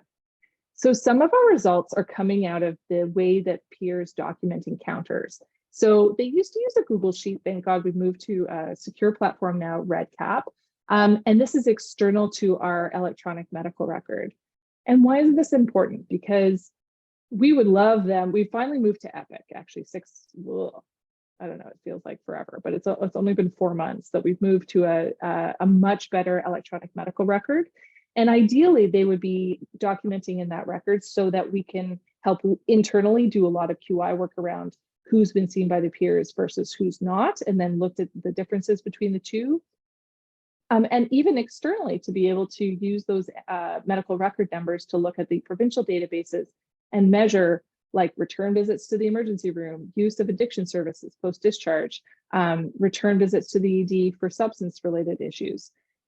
So our goal really is to get them moving in this different direction. But in the meantime, we have this really rich source of data from where they've been documenting independent of our electronic medical record. So we can see who they're seeing. So they're seeing mostly people with substance-related issues. But there are a number of people with physical health and injuries that come in, and often there's great overlap. And as you can imagine, a lot of our people who use drugs come in who need admission, right? For endocarditis, for discitis, osteomyelitis. And anecdotally, we think, the peers have made it very possible for them to stay in the hospital to get the care that they need. Internal medicine has been begging us for peers because they're like, who are these magical people in the Emerge who take people out for smokes and provide them support and makes, so this is all a work in progress. We can see from their peer interaction log that many of our patients have received just, clothes, food, other harm reduction supplies. And then interestingly, 15 people received some form of long-term housing support just from the work that was done from peer support within the emergency department, which is pretty amazing. Peers will also document quotes and testimonials from patients in their log, which are extremely touching. And I think any of us who have been through the data feel very strongly about the program and its longevity after seeing some of those third-party testimonials. And the impact, first I'll say, as part of a program evaluation, we've interviewed healthcare workers, we've interviewed our security guards, and we've interviewed peers about their experience with the program. And then we also we conducted surveys with nurses and physicians about their experience with the program. As you can see, just from the survey itself, the feedback has been overwhelmingly positive. Interestingly, peer support workers seem to, from the perspective of physicians and nurses, improve patient satisfaction, but also improved provider satisfaction with the patient interaction, which again is just incredibly important. Our wellness is very important. We are writing up and publishing the results of the peer interaction log and combining this with the in-depth interviews with the peers.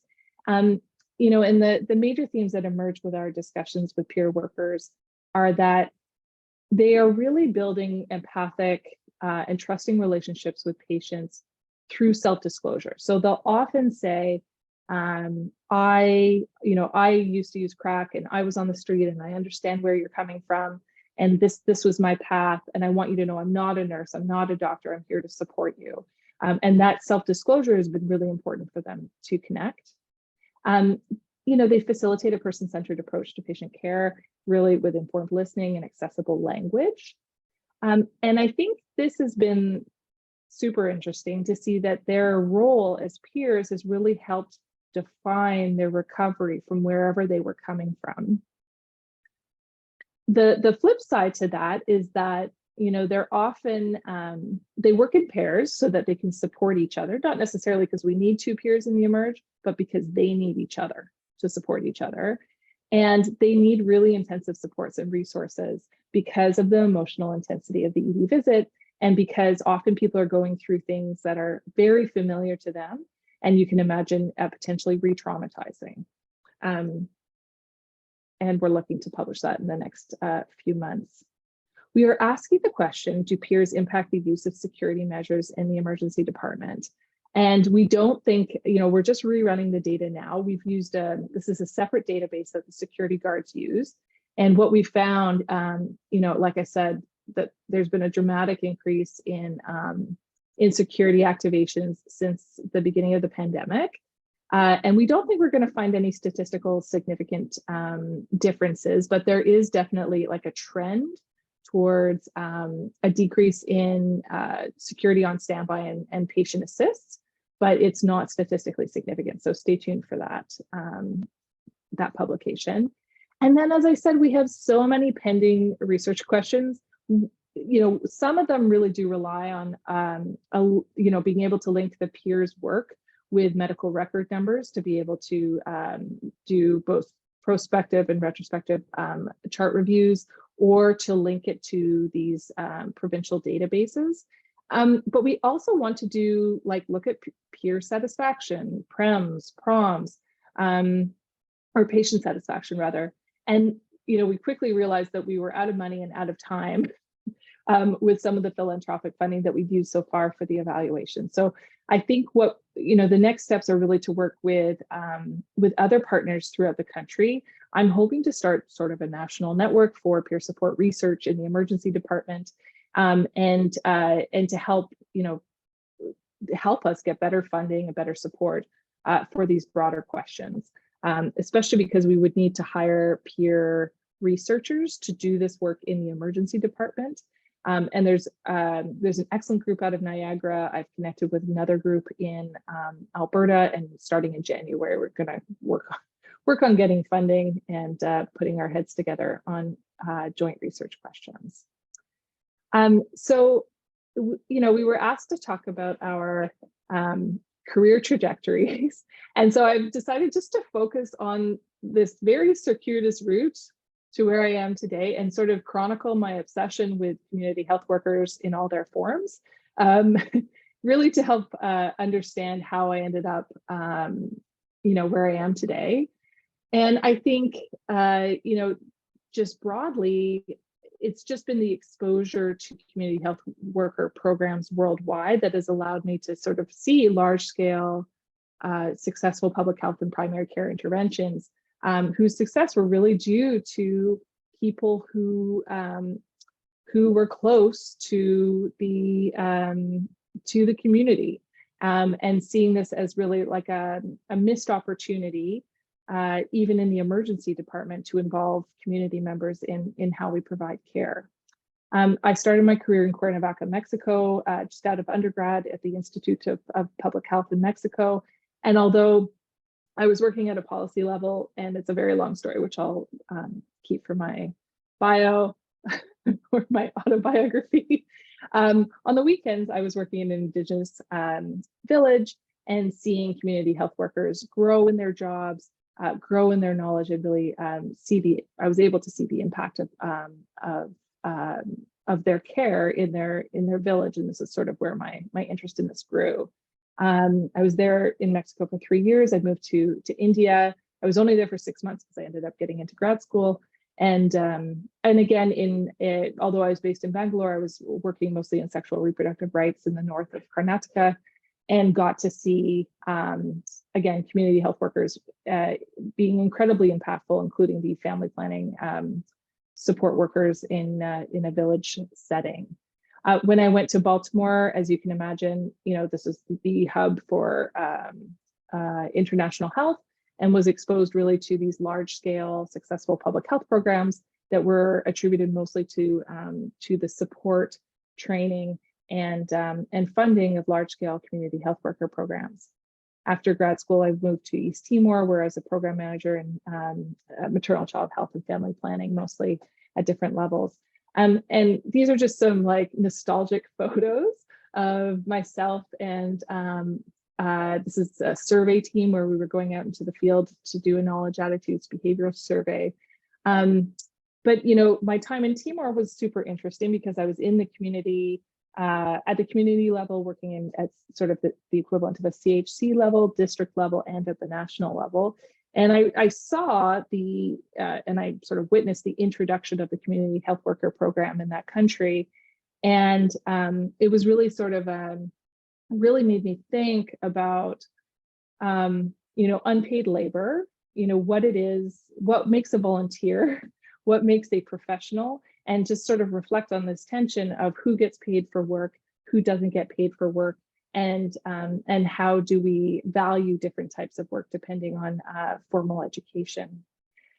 This led to, you'll probably recognize their names, which is why I chose this, a piece of work with Marie-Renée Lajoie, I don't know if she's here, and Kirsten Johnson, where basically I went down to Delaware, which is a subculture in and of itself, to interview program managers who work with community health workers, to get a sense of what they thought were appropriate incentives and motivators for community health workers in various programs in which they've worked.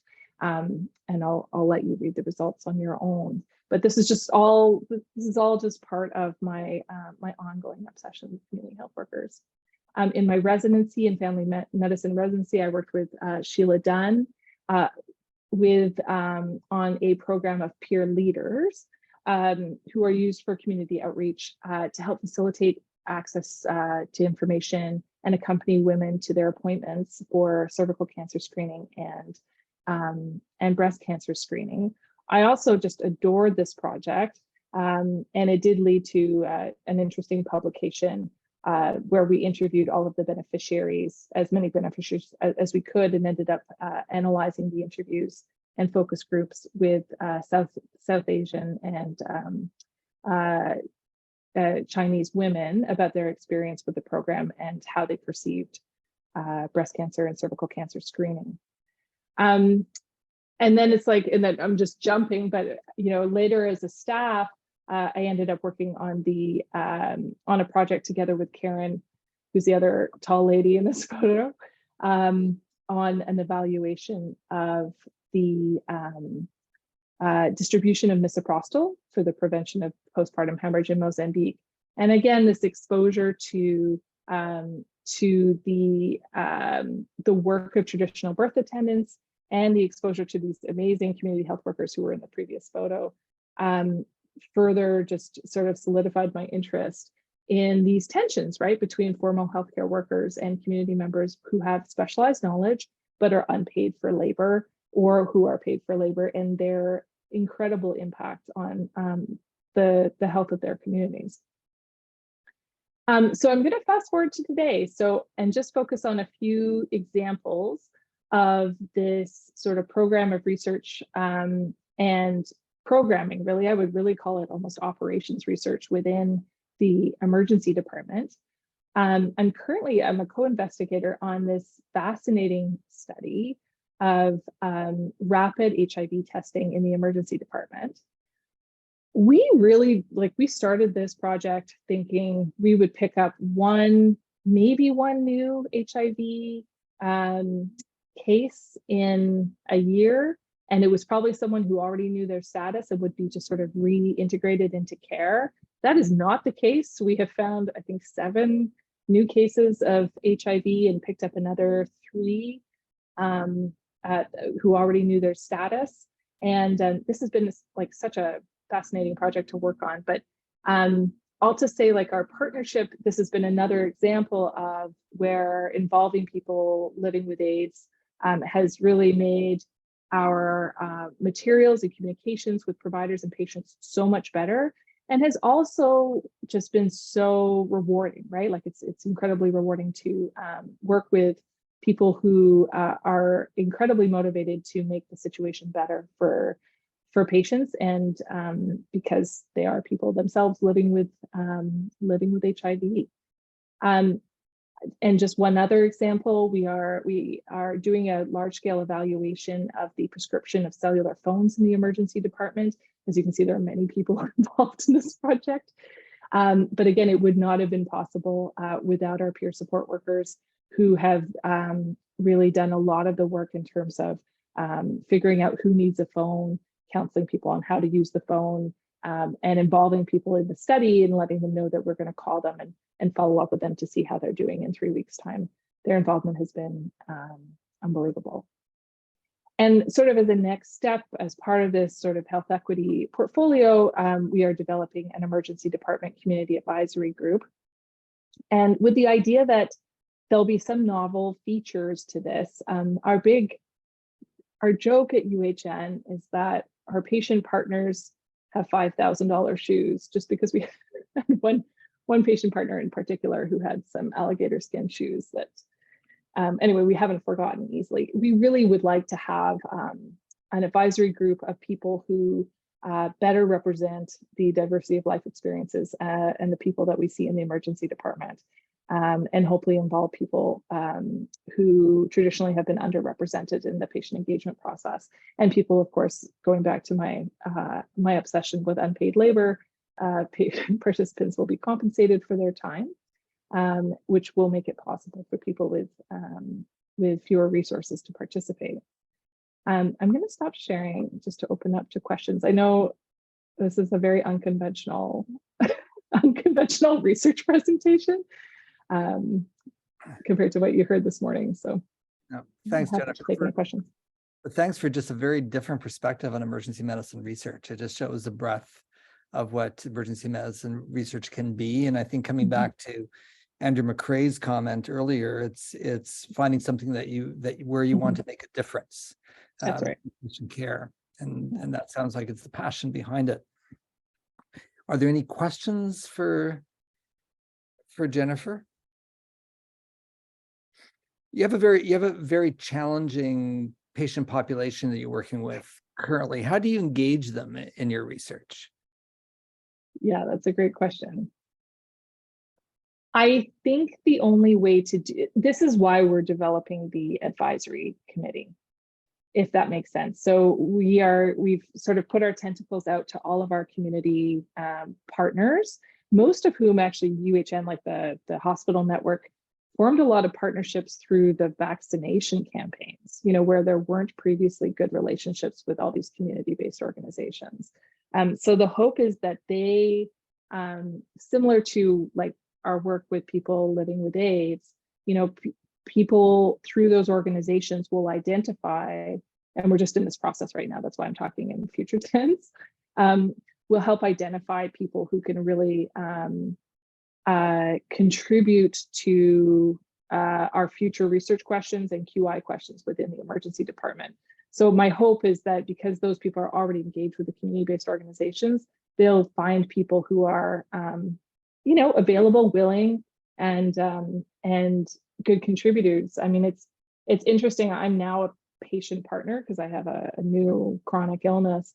I'm now a patient partner on some randomized control trials, and it really does matter, right? Like the patient participation piece really does change what the trial looks like, what the communication pieces look like, and is just, yeah, a really important piece of what we need to do. What we'd like to do with this, we have some philanthropic funding from BMO, and what we're going to propose to them is not only that they fund this community advisory committee, but that we put our money where our mouth is, and we fund a project of their choosing. So, you know, I think how can we engage people? You know, we choose people who are already super engaged through these community-based organizations, but also show, you know, we have to show them that we're working truly in partnership with them, right? Like you can't just be like, oh yeah, thanks. Here are all our research ideas. Like, just can you approve them and say that they're like patient approved? Okay, great. You know, like we have to put our money where our mouth is. So if what we'd like to do is fund a project of interest to them, and we'll see how that goes. I think one of the challenges at McGill, specifically the MUHC, is that we're not part of a CS, so as community health region or network. So we don't have the links to other healthcare facilities and other community CLSCs and community partners. So we work very much on our own. Yeah. You know, so if we wanted to do something like this at McGill and develop a peer support program, where do you start? I think other people on the call would probably know best how to navigate the. Oh man. I mean, I think you would have to, like, you know, I think this is where. So, how did it start for us, right? UHN was Ivory Tower, not related to any community-based organizations, and didn't talk to anyone. That was like 3 years ago. It wasn't a long time ago. And really, it was just, you know, the power of a few key leaders who said, this is ridiculous. We need some way of, you know, putting our tentacles into the community and helping support community-based organizations that are constantly receiving our patients, right? And then sending them back. You know, this lack of relationship doesn't make any sense.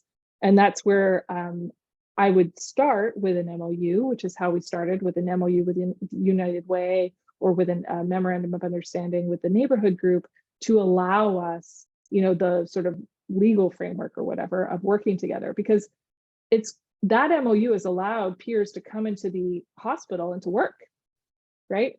And they're not our employees, right? So you think of all of the, I don't know, the regulations and all the crap that prevents us from doing the right thing, right, in hospital-based care.